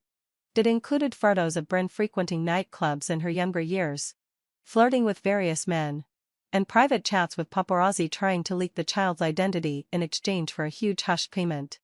The second post, did Chase team up with stepmother Yvette? Was his 3-year coma a lie? Deep dive into the power struggle within the Chase family.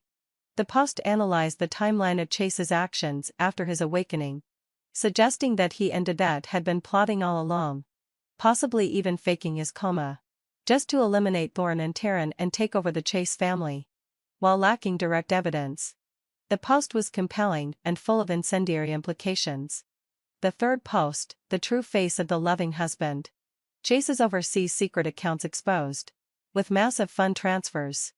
It revealed offshore accounts linked to Chase and records of large financial transfers, coinciding with the time just before and after his supposed awakening, sparking further speculation.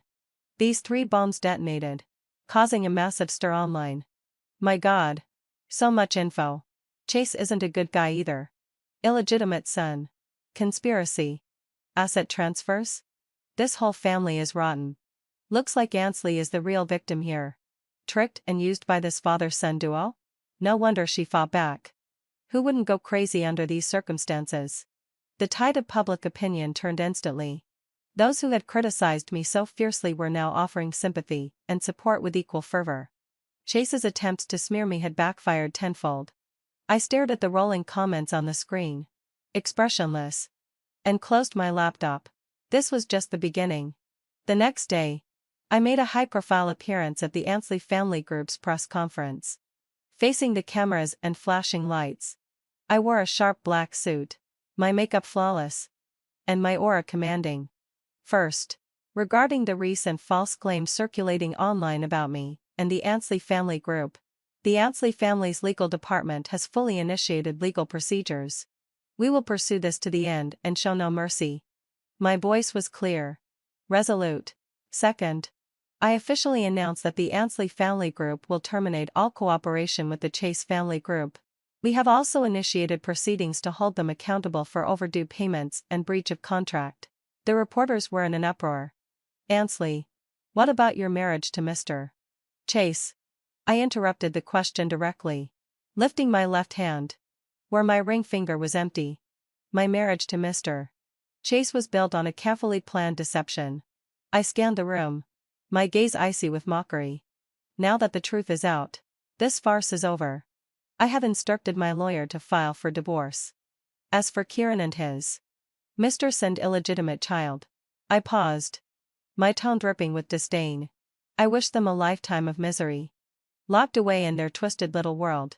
With that, I turned my back on the media storm that erupted behind me and walked out decisively. The press conference had the desired effect. The Ansley family group's stock rebounded. My decisive and firm stance earning the market's approval. Meanwhile, the Chase family had plunged into the abyss. Their stock prices continued to plummet. Partners pulled out. Banks began pressing for loans. And internal staff were in a panic, with a rising tide of resignations.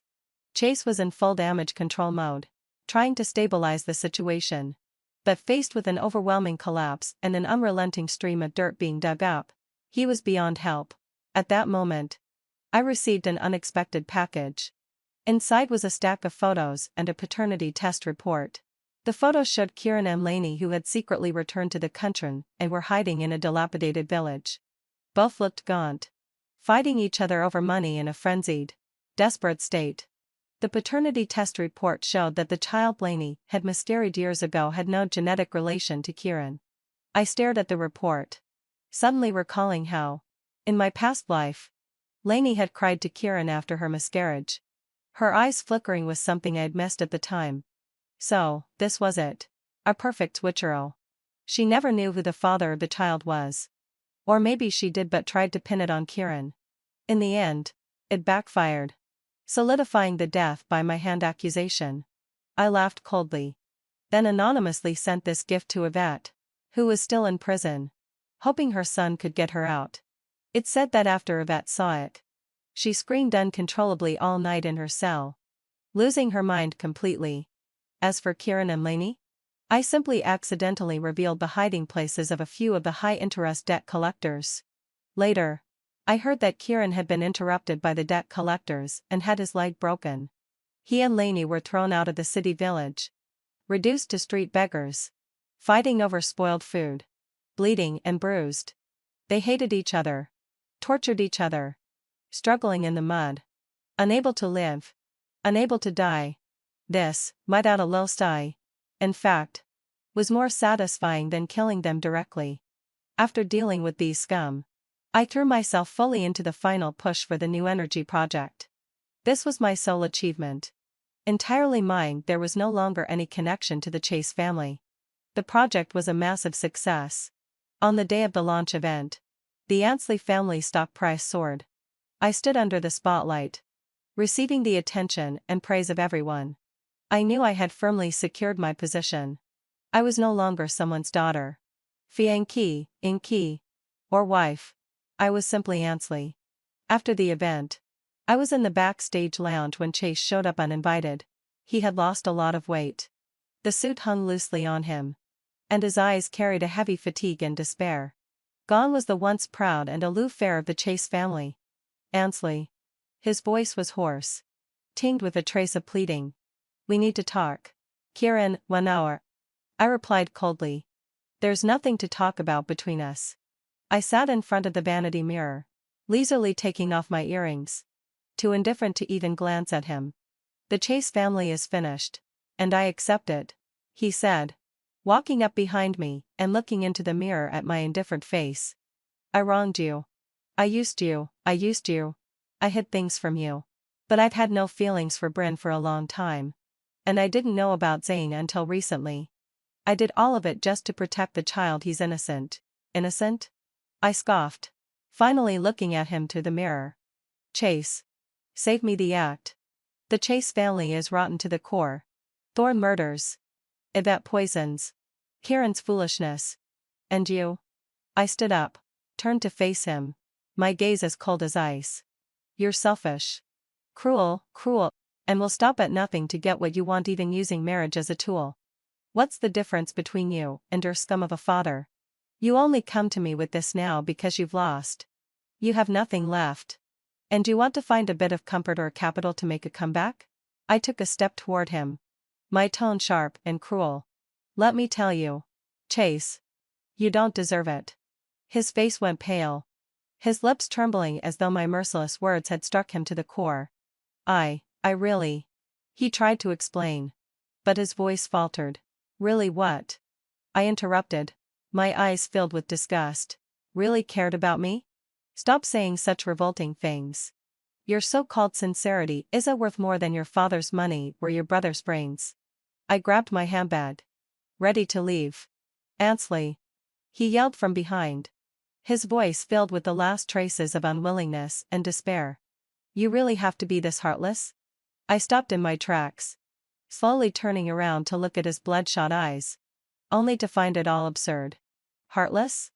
I repeated the word, as if I had heard the greatest joke. Chase, hadn't so stelled my session. You talk about love with me? Do you even deserve that? He took a step forward, trying to grab my arm. His tone desperate. Nearly obsessive. Yes, hadn't fulfilled my sigh. I'd used you. Hidden things from you. But we were married in the end. Do you think any man would want you after I let you go? Ansley, Hesley. Your reputation is out there. Ruthless and cold-hearted. Which noble family would dare marry a woman like you? I looked at him, seeing the deep-seated arrogance and prejudice of feudal patriarch in his eyes. Like staring at a disgusting pile of muck. Even in this day and age, he still thought divorce was a stain on a woman's character? That I needed a man. Needed to be wanted? The last bit of patience inside me vanished. I suddenly raised my hand. Slap. A resounding slap landed on his face, cutting off the foolish words he was about to say. Chase's head snapped to the side, and a clear red imprint of my fingers appeared on his cheek. He held his face, staring at me in disbelief, as though I had committed some unforgivable act. Chase, having fulfilled fashion. I shook my numb wrist, my voice colder than ice. Put away your disgusting, feudal mindset. I, Ansley, have never been anyone's accessory. I stepped closer, forcing him to meet my stunned gaze, and spoke each word clearly, as if hammering them into his ears. You thought I agreed to the marriage alliance because I loved you? Or because the Ansley family needed the Chase family? I'll tell you. Neither. If it wasn't to use the Chase family's influence to take down Thorin and uncover the truth about my parents' death, do you really think the Chase family, rotten to the core, could ever be worthy of the Ansley name? Marriage? I scoffed, my eyes full of contempt and disgust. It was never anything but a burden. A tool, never something I sought. Now that the tool has been used, the burden should be discarded. Chase stood frozen, his face shifting from red to white, then to a sickly green, as if he was seeing me for the first time. His eyes were filled with shock and a sort of disbelief, as if his whole world had collapsed. The laughable notion he held, that marriage and a woman's worth were tied together, was shattered in the face of my words. His lips trembled, but no words came out. I looked at him in that lost, shell-shocked state, with no feeling, only complete revulsion. Chase, don't ever appear in front of me again. Seeing you just makes me sick. Later, I heard that Chase's life wasn't going well. The Chase family went bankrupt, and he became burdened with astronomical debts. The once high and mighty heir of the Chase family had to sell off everything he could, including the house his mother had left him, the one he had once cherished dearly, just to fill a small portion of the financial hole. He tried to make a comeback, searching for his former friends.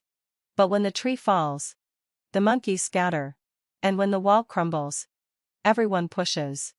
No one was willing to associate with him, and no one dared risk offending me or the now dominant and Ansley family by helping him. He had no choice but to start from the bottom, working at small companies or taking on staggered projects. But he was used to giving orders, and his inherent arrogance, combined with the noble air that set him apart from those around him, caused him to hit walls everywhere. On top of that, his reputation preceded him: marriage fraud, exploiting women, a ruthless heart, And a shameful illegitimate child. Anyone with a bit of influence steered clear of him. The once adoring debutantes and socialites who had flocked to him now greeted him like a venomous serpent. Once, at a small industry networking event, someone saw him trying to strike up a conversation with a young woman named Liu, whose family was in the building materials business. Miss Liu had once been one of Chase's fervent admirers. But this time, Miss Liu barely spared him a glance. She recoiled as if afraid of contamination, quickly taking a couple of steps back, linking arms with her male companion. Her voice, neither too loud nor too soft, was just loud enough for those around her to hear. "SK, isn't this Chase? What? Not off with your first love and child? Came all the way here? How funny. You were so suffocated by that illegitimate child and stepmother when you were younger. But you didn't learn your lesson and ended up in this mess. Serves you right." A muffled burst of derisive laughter followed. Chase's face turned ashen. His fists clenched so tightly his knuckles whitened. But he couldn't retort. In the end, he left in disgrace, amidst looks of sympathy and disdain from the crowd. It wasn't a what-I'm occurrence. Later, I heard he moved into a shabby urban village, crammed into a dilapidated building with people he would have once scorned. Every day was a struggle for survival. His hair went gray prematurely, and he looked decades older than his actual age. That illegitimate son, Zane, had fallen ill due to the poor living conditions, but couldn't afford proper treatment, leaving him with lasting health problems. Bran, Wadaba Walsai, unable to bear the hardship, took whatever little savings Chase had left one night and ran off with another man, never to return. Left behind were Chase and his resentful, sick son, struggling in the mud. The man who had once manipulated everything and believed he controlled the situation now found himself abandoned and by everyone, with nothing to his name. He had lost even the most basic of dignity and had become the very thing he once despised. After that, news of him became scarce. Maybe he was quietly hanging on in some forgotten corner, or maybe, who cared? Occasionally, having fulfilled my obsession. When I saw reports about the Ansley family or myself in the financial news, I would momentarily recall that such a person had once existed. But that was all. He had long been left behind. A trivial, even sordid footnote in the brilliance of my life. Mentioning him now seemed a waste of breath. End of story. Liana suddenly sat up in bed, gasping for air. Her forehead covered in beads of sweat. Her eyes gleamed with an unprecedented resolve and determination. She glanced around the lavishly decorated room, the European-style carved bed, the expensive silk curtains, and the vanity laden with all sorts of luxury items, all reminders that she was in the Liana family estate. The very place she had once dreamed of entering in her past life, only to be humiliated within. But this time, she was no longer the powerless weakling. In her past life, as the true, lost daughter of the Liana family, she had returned full of hope, longing for warmth and affection from her family. Yet, what greeted her were cold stares, exclusion, and manipulation. The fake daughter, Vanessa, who had wormed her way into the family with her sweet demeanor and charming appearance, had made Liana feel like an outsider, even making her question whether she truly belonged there. The days of humiliation were etched into her heart like blades, each memory causing her deep pain. Liana clenched her fists so tightly that her nails nearly dug into her palms, a flash of grim determination in her eyes. She swore silently to herself that this time, she would rewrite her fate. She would make those who had wronged her pay dearly and live a life of grace, turning those past humiliations into distant memories. The morning sunlight filtered through the gaps in the curtains, shimmering on the floor like scattered gold. Liana rose to wash her face, staring at her reflection in the mirror, a ray slightly youthful face, yet one brimming with unwavering resolve. Taking a deep breath, she seemed to transform all her past indignities and frustration into the drive to move forward. She stepped out of the room, each step confident and strong. On the dining table lay a delicate breakfast, but Liana had no appetite. She had just picked up her utensils when Vanessa feigned surprise. "Oh, sister, these crab roll buns were specially prepared by the kitchen for Dad, his favorite dish. You don't mind, do you?" Liana lifted her gaze to meet Vanessa's eyes. her voice calm but firm. Of course not. These are Liana family's property.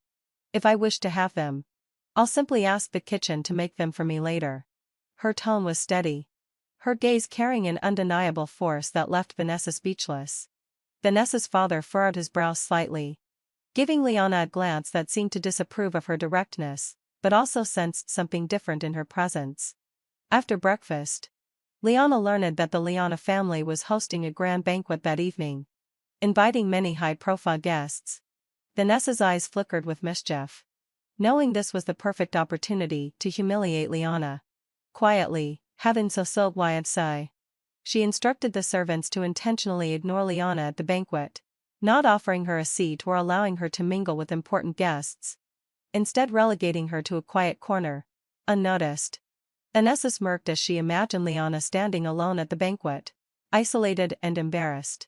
She had already planned out how to flaunt her own status and belittle Liana, enjoying the thought of reducing her to nothing in front of everyone. Chapter 2, A Glimpse of Power. At the banquet, Liana wore a simple yet elegant black evening gown, gracefully navigating through the crowd. However, when she arrived at her designated seat, she found it empty, with no one approaching to speak with her. She immediately realized this was Vanessa's scheme, but she did not show any signs of panic or dissatisfaction. Vanessa, observing Liana's calm demeanor, felt a flicker of surprise. But soon, her confidence returned, and she decided to humiliate Liana in person. She purposefully linked arms with a young gentleman, proudly displaying her upcoming marriage into a wealthy family, relishing the envious looks from the crowd. But as she noticed Liana standing in the corner, watching coldly, her unease began to grow. "Sister, you've been here so long and haven't moved around much. Let me introduce you to some of my friends," Vanessa said with a malicious smile, pulling Liana towards a group of socialites. "Ladies, this is my sister, the one who came from the countryside.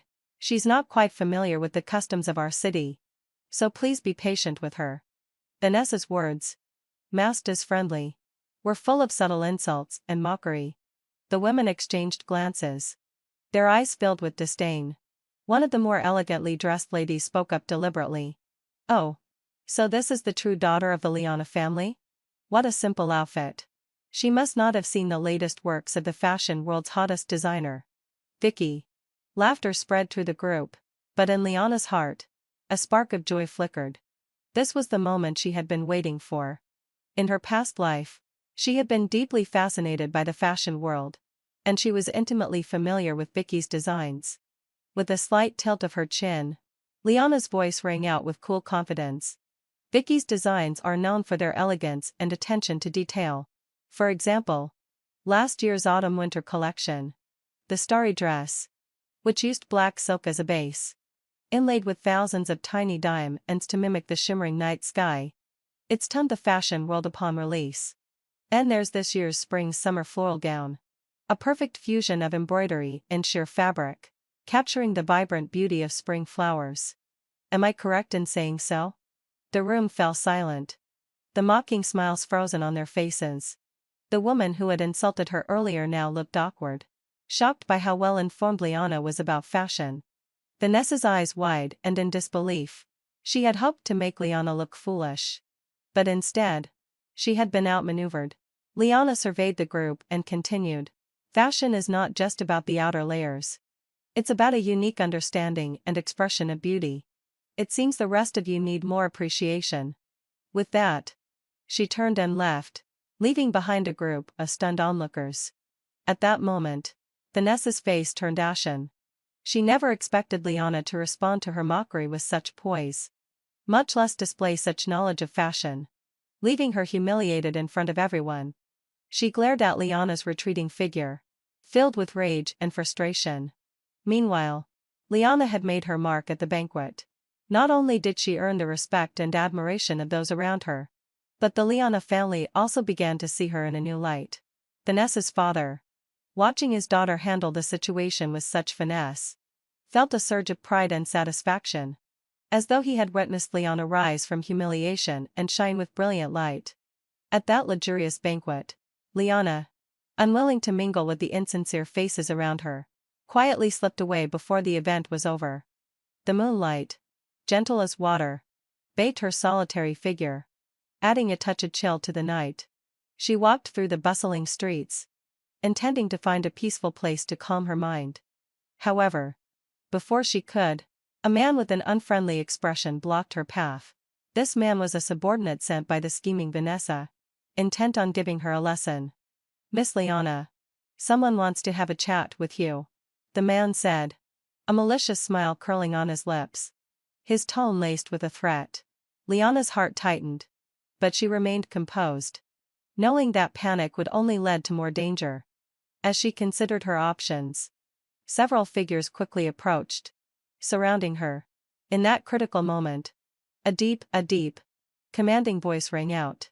"Let her go." Edward appeared like a beacon of salvation in the dark night. His silhouette tall and imposing, clad in a perfectly tailored suit. His face was stern, and his gaze held an unwavering authority. The men who had once been aggressive took a step back upon seeing him, clearly intimidated by his presence. "Mr. Edward, we were just..." one of the men attempted to explain. But Edward cut him off. "No need to say more.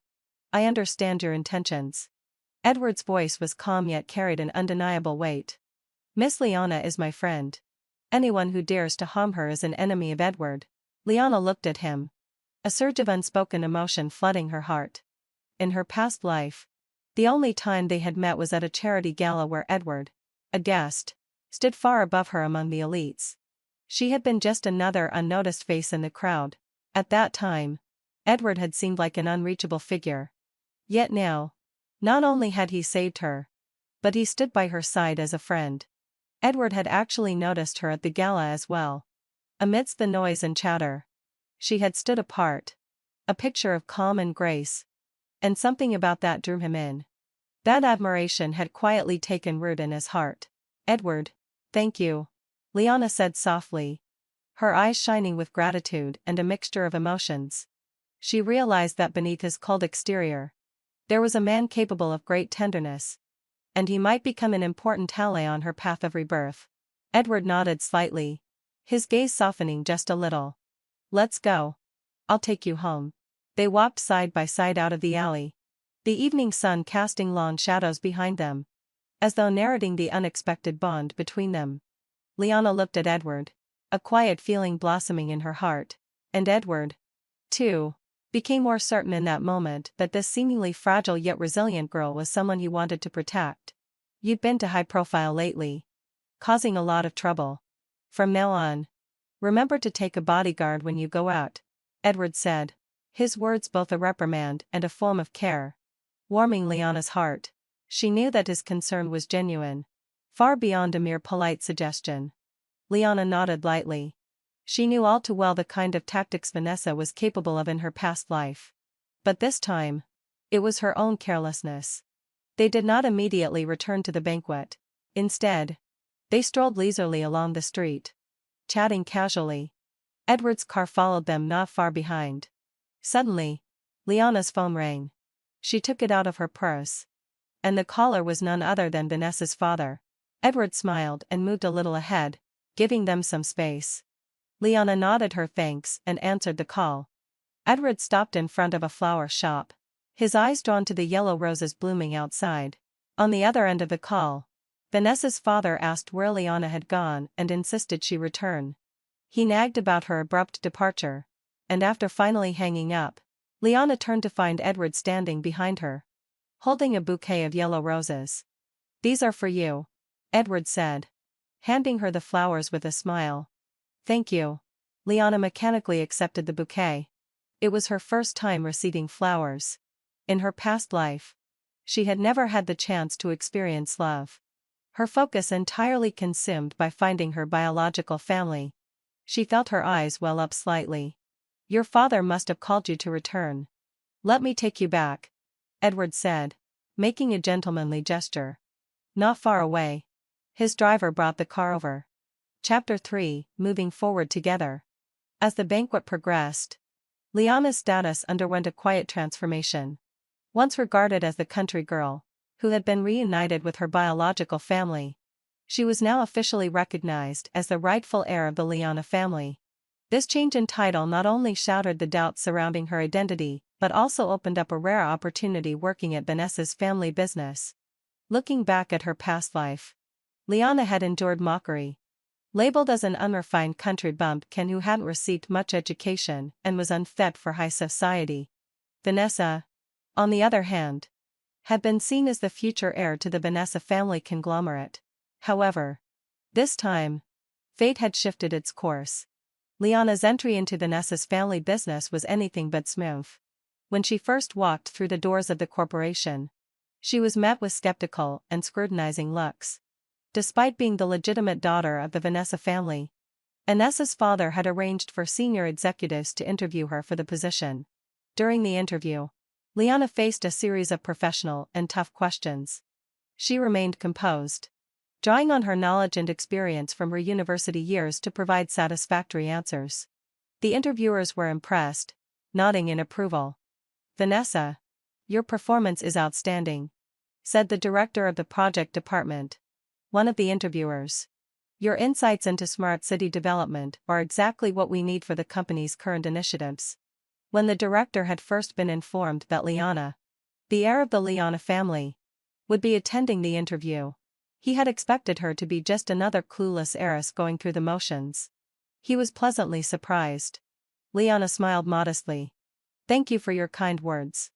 I will continue to work hard and contribute to the development of the company."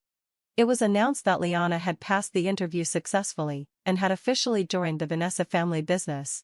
She understood how hard-earned this opportunity was, and she was determined to prove herself this time. Meanwhile, in the chairman's office, Vanessa's father watched the entire interview process on his computer, nodding in approval. Recently, he had noticed significant changes in his biological daughter, and he couldn't help but see her in a new light. Liana was assigned to the project department to participate in the Smart City Development project. Vanessa had begged her father for a long time to allow her to work on this project, starting with some basic tasks. But Liana, upon her arrival, was immediately involved in the collaborative planning group with Edward's family. With some trepidation, Liana followed the head of the planning team and the director of the project department to the Edward family group for a meeting. Upon entering the conference room, her eyes were drawn to one of the men sitting at the table. Was he the one who had saved her that day? Edward didn't greet Liana directly, but instead calmly engaged in a discussion with the Vanessa family about project collaboration, while Liana handled the project planning presentation. When the meeting concluded, Edward turned to Liana and said, "Vanessa, I find your company's design philosophy very innovative. I truly admire it. I believe our collaboration will bring about tremendous synergy." Liana responded with a smile. "I too look forward to working with you. I'm confident our teams can overcome any challenges and make this project a success." Liana's visit to the Edward family for the collaboration negotiations felt like a gentle breeze over a lake. Yet it stirred a storm inside Vanessa's heart. When her colleagues returned, gossiping with eager expressions and vividly describing the rapport and harmony between Edward and Liana during the negotiations, even using words like "well matched," Vanessa's anger ignited like dried ender, quickly flaring into an inferno. She clenched her fists, her nails digging deep into her palms. Yet she barely felt the pain. Vanessa had secretly harbored feelings for Edward for a long time, emotions that had simmered beneath the surface. And Liana's frequent appearances now seemed like a direct challenge to those feelings. She could not accept that the man she had silently admired for so long had developed such a close working relationship with Liana. Anger and jealousy tangled within her, nearly driving her to madness. But she knew well that expressing her dissatisfaction outright would only make her look more pathetic. So, she suppressed the rage building inside her and began to plan her next move.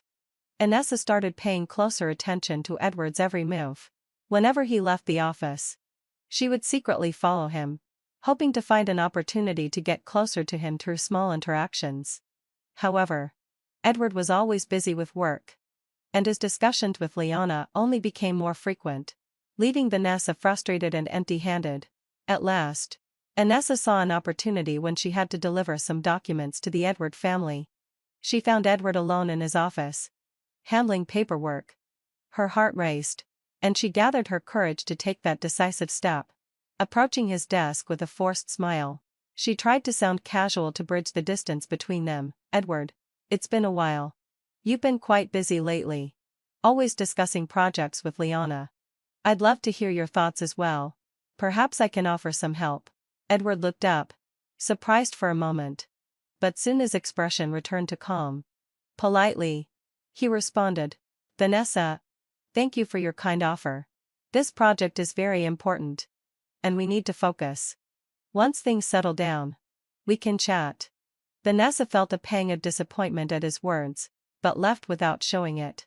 However, she didn't give up. She understood that this attempt, though unsuccessful, had at least opened a window of hope. She decided to continue observing, seeking more opportunities.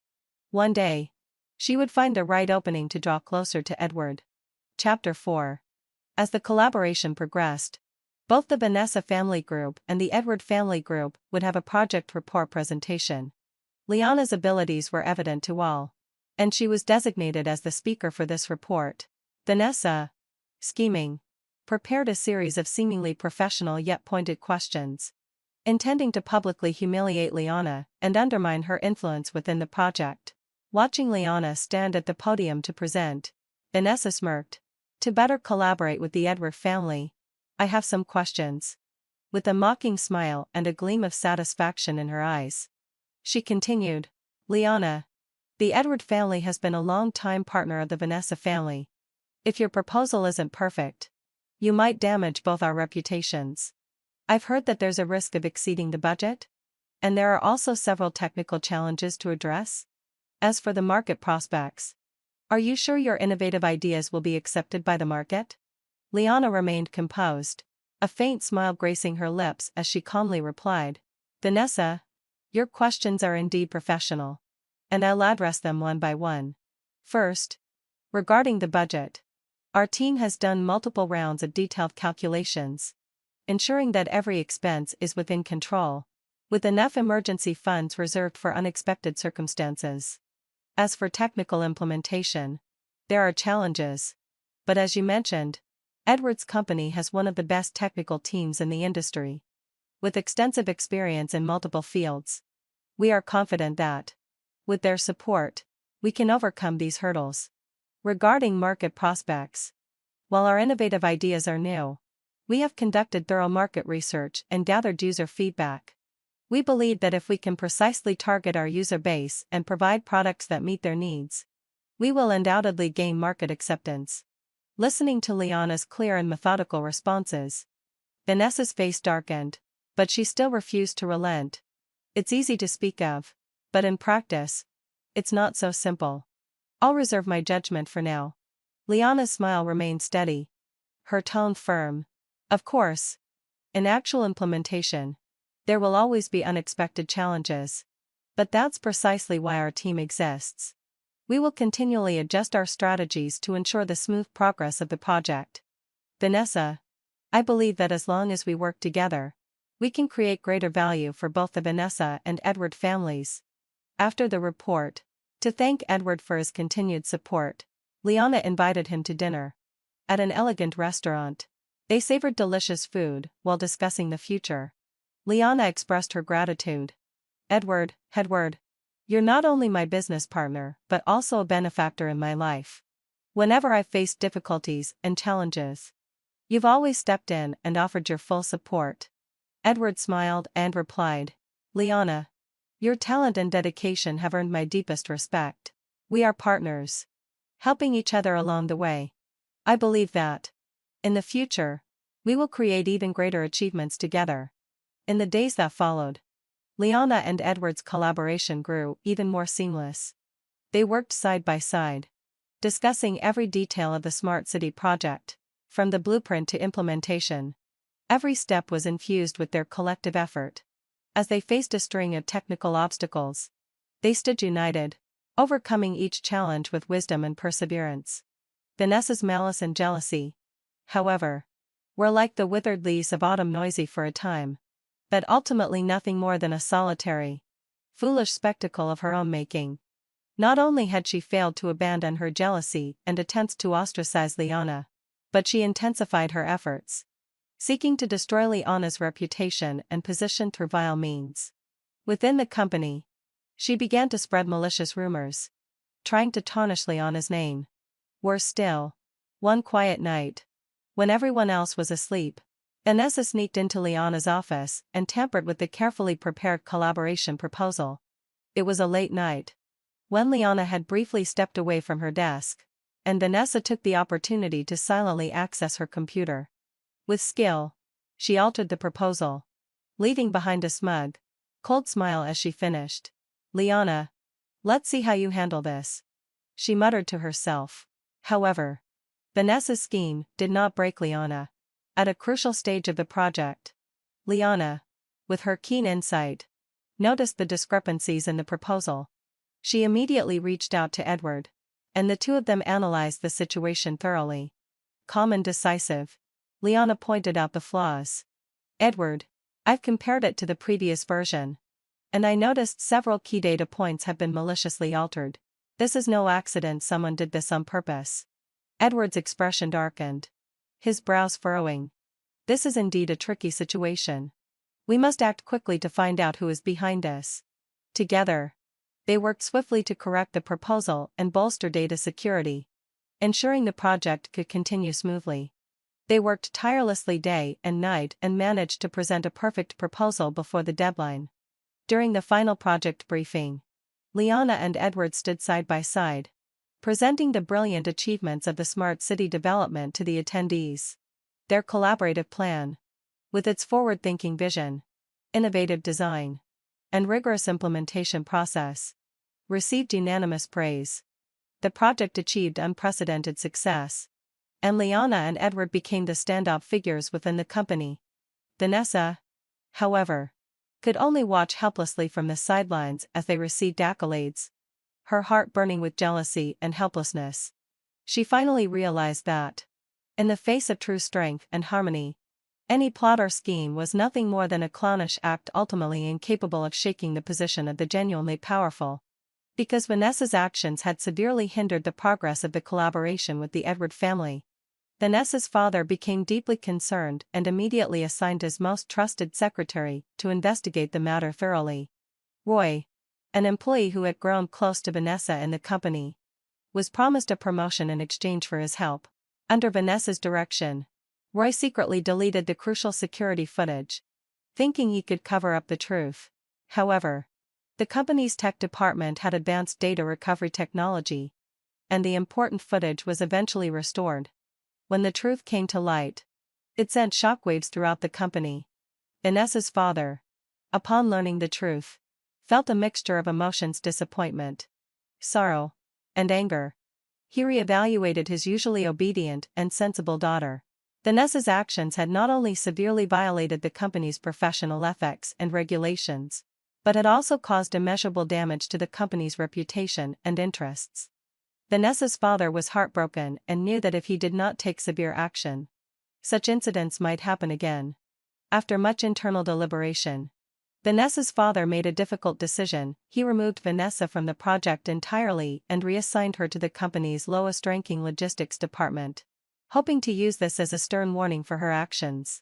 At that moment, Vanessa's face was etched with shock and regret. She had never seen her father so angry, and she had never realized how serious the consequences of her actions could be. She lowered her head, silent tears falling, filled with endless regret and self-blame. Chapter 5. Vanessa's father, for the first time, raised his voice at the daughter he had so dearly loved since childhood. His voice trembled, his eyes filled with disappointment and sorrow. "Vanessa, you've disappointed me greatly. Do you realize that your actions had not only ruined yourself but nearly destroyed the company's future?" In that moment, Vanessa's face instantly filled with shock and disbelief.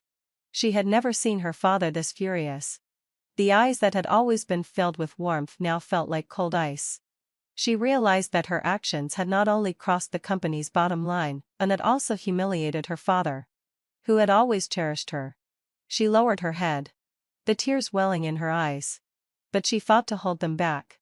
A bitter smile tugged at her lips, driven by her endless hatred and jealousy of Liana.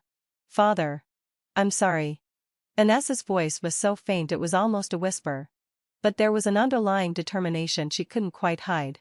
She pretended to repent, but in her eyes, a spark of bitterness and revenge flickered. In her heart, she vowed that this failure was only temporary and that she would find a way to make Liana pay for what she had done. Vanessa's heart was a tangled mess. She regretted her rashness and short-sightedness, but also loathed Liana for taking what she believed was rightfully hers. She knew that, for now, she had to pretend to be truly remorseful to calm her father's fury and buy herself some breathing room. She played the role of the repentant daughter with all her might. But deep within, a more sinister and meticulous plan for revenge was quietly taking shape. Liana, through her intelligence and relentless effort, continued to achieve remarkable success in the family business. She quickly earned the respect and recognition of the Liana family and even won the admiration of Vanessa's father, who began to see her in a completely new light. He noticed that Liana's calm judgment and far-reaching strategies far exceeded those of her peers, and even saw a reflection of his younger self in her.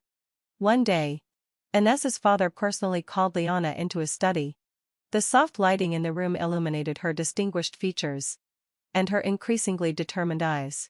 He gazed at her, a complex mix of pride and guilt swelling in his chest.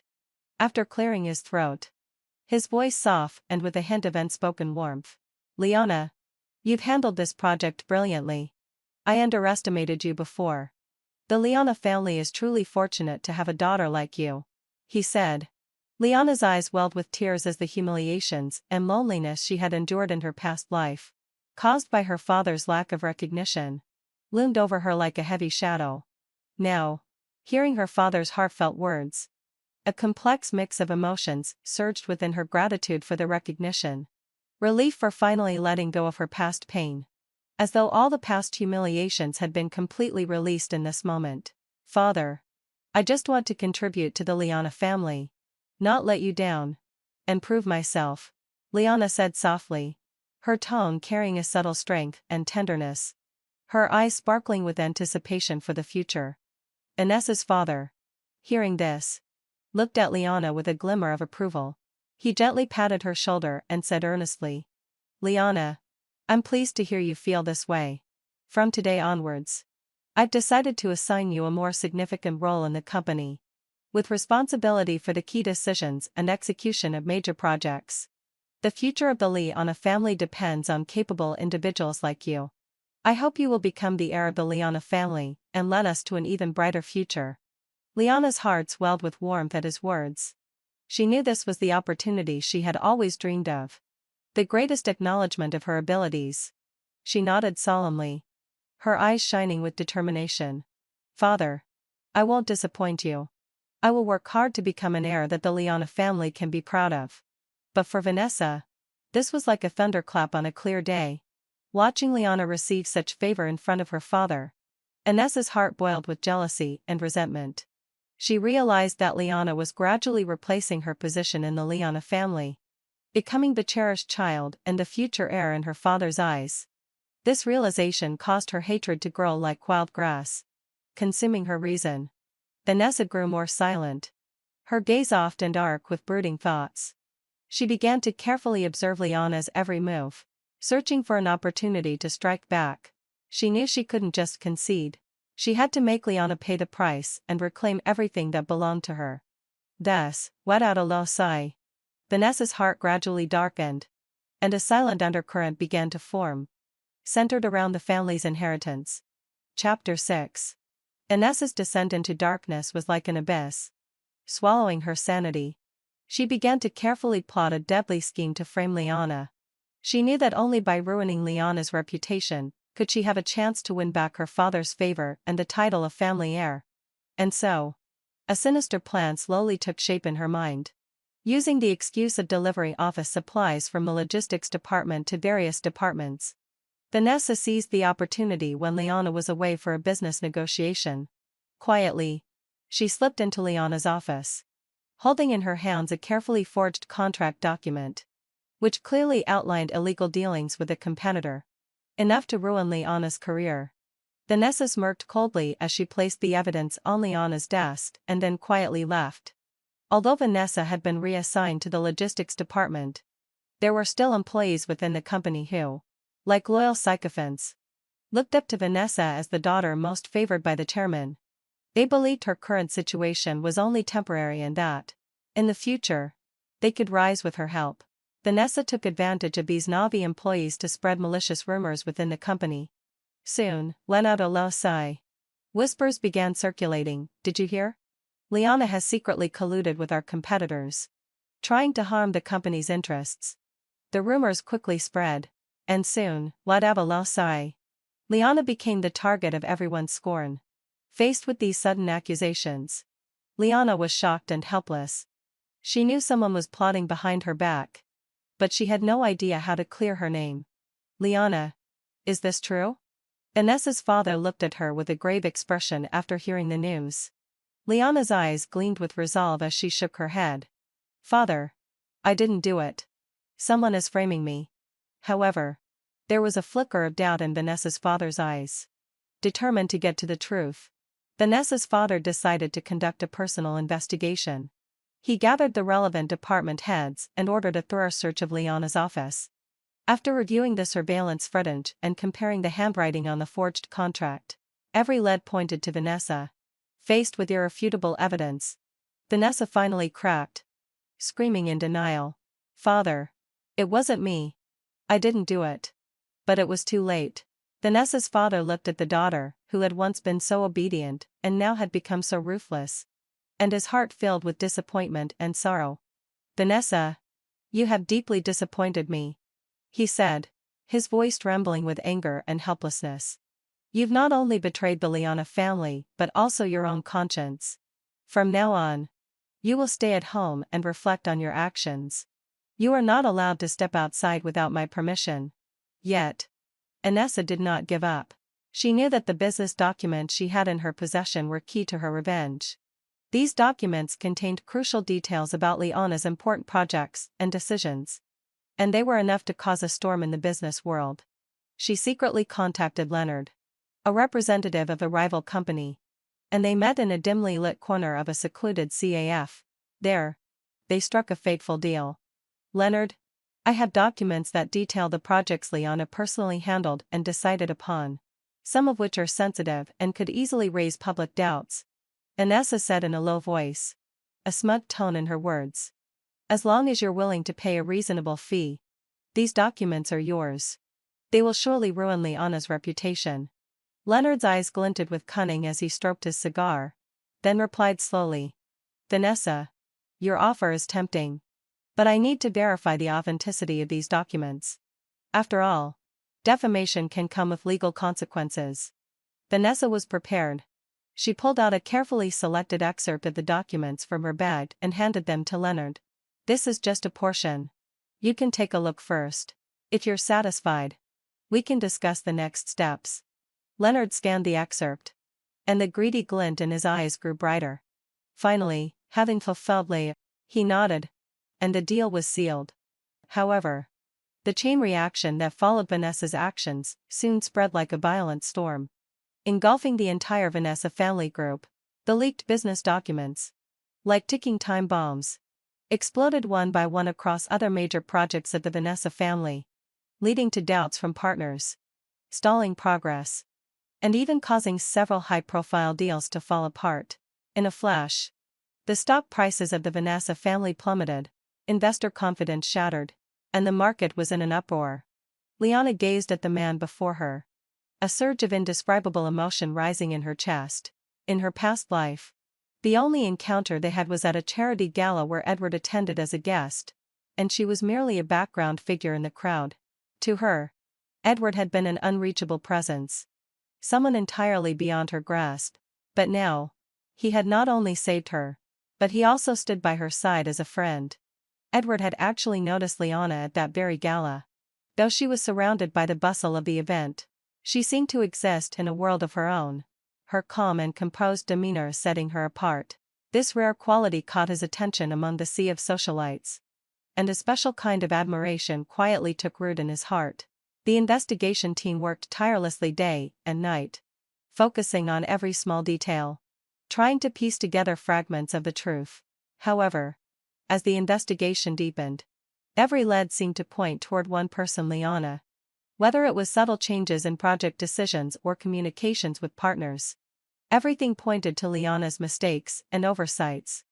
Inessa's father looked at the investigation report in his hands.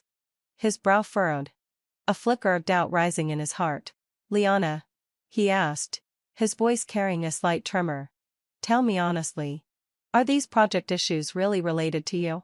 His gaze lingered on the daughter he had always been proud of, and his heart was torn with conflicting emotions. Liana, surprised by the question, shook her head firmly.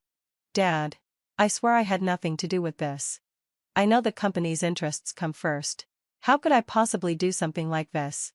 But once doubts took root in Vanessa's father's heart, they were difficult to remove.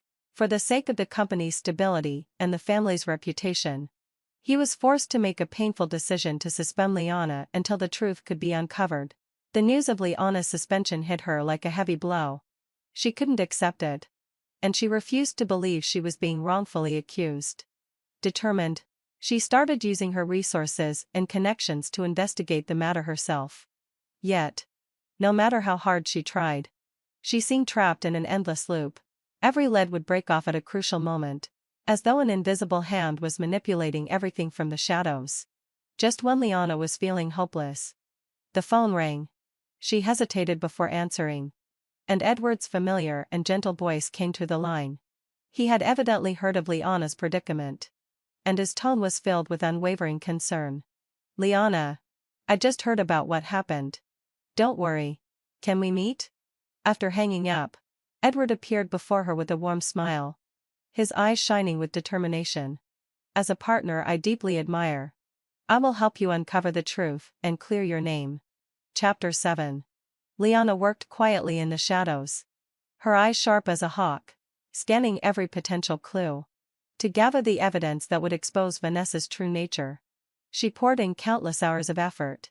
Whether it was infiltrating in the dead of night or maneuvering through old adversaries, every piece of information she gathered was soaked with her sweat and tears. Fueled by her relentless pursuit of justice and the flames of vengeance for the past, she painstakingly reviewed every document. Each word, each symbol felt like it was etched deeply into her heart. These pieces of evidence weren't just cold, lifeless papers. They were the flames burning within her soul, the accusation and counterattack against all of Vanessa's actions. Finally, heavy fulfilled my sigh. At a family gathering of the Liana family, Liana felt the time was right. She had carefully planned to expose Vanessa's true face at this very event. The atmosphere of the gathering was warm and joyful, with family members laughing and enjoying their rare time together. But when Liana stood up, her cold, unyielding gaze swept across the room and fixed on Vanessa, everything changed. "Vanessa, did you really think your schemes could stay hidden forever?" Liana's voice was low but powerful, each word like a hammer strike on Vanessa's heart. She stared at Vanessa with unwavering resolve, a strength born from countless humiliations and hardships. Vanessa's face went ashen. She tried to hide the panic and fear in her eyes, but Liana remained unaffected. Slowly, Liana pulled a thick stack of documents from her bag and placed them one by one on the table. The weight of the papers felt like stones, crushing Vanessa with each one. "These are the pieces of evidence you've used over the years to frame and suppress me. This is the contract where your birth mother bribed human traffickers to sell me, with signatures and fingerprints clearly visible. And here are the records of your collusion with forces hostile to the Liana family, trying to steal our business secrets. Every piece of this documents your crimes." Liana's voice grew louder with every word, her eyes filled with unprecedented anger and determination. This was her full-blown condemnation and retaliation for the humiliating years of her past. The Liana family members were stunned, unable to believe the facts unfolding before them. Vanessa's father trembled with rage, pointing at Vanessa, his voice shaking as he said, You ungrateful daughter. How could you do something like this?" Vanessa collapsed to the ground, knowing that everything she had worked for was now ruined. The glory and pride of her past had turned into endless pain and regret. As she looked at Liana's triumphant smile and the anger in the eyes of everyone around her, her heart was filled with despair and regret. Liana, on the other hand, felt an overwhelming sense of relief watching the chaos unfold. The years of hatred had finally found an outlet, and she felt an unprecedented sense of freedom and release. Epilogue. That night, when Liana finally felt the weight lifted from her shoulders, the moonlight was clear, and the stars seemed to sparkle with joy, as though the heavens themselves were celebrating her release. A year later, on a sunny afternoon, Edward prepared a special confession.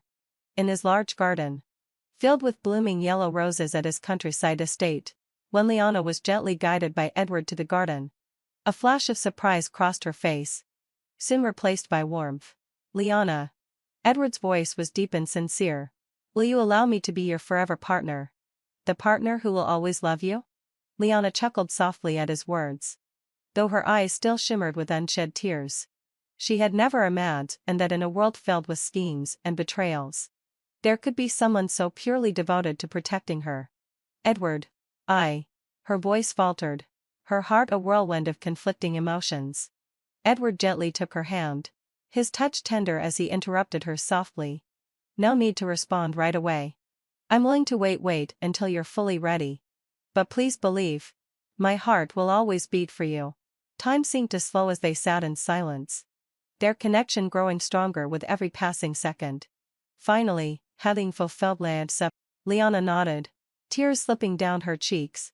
But her smile was the most beautiful it had ever been. I'm willing to face everything with you. Together. From this moment forward. In that instant, their hearts were bound together as if the whole world had paused in reverence. Meanwhile, Inessa found herself ruthlessly cast out by her family after Liana exposed her true nature.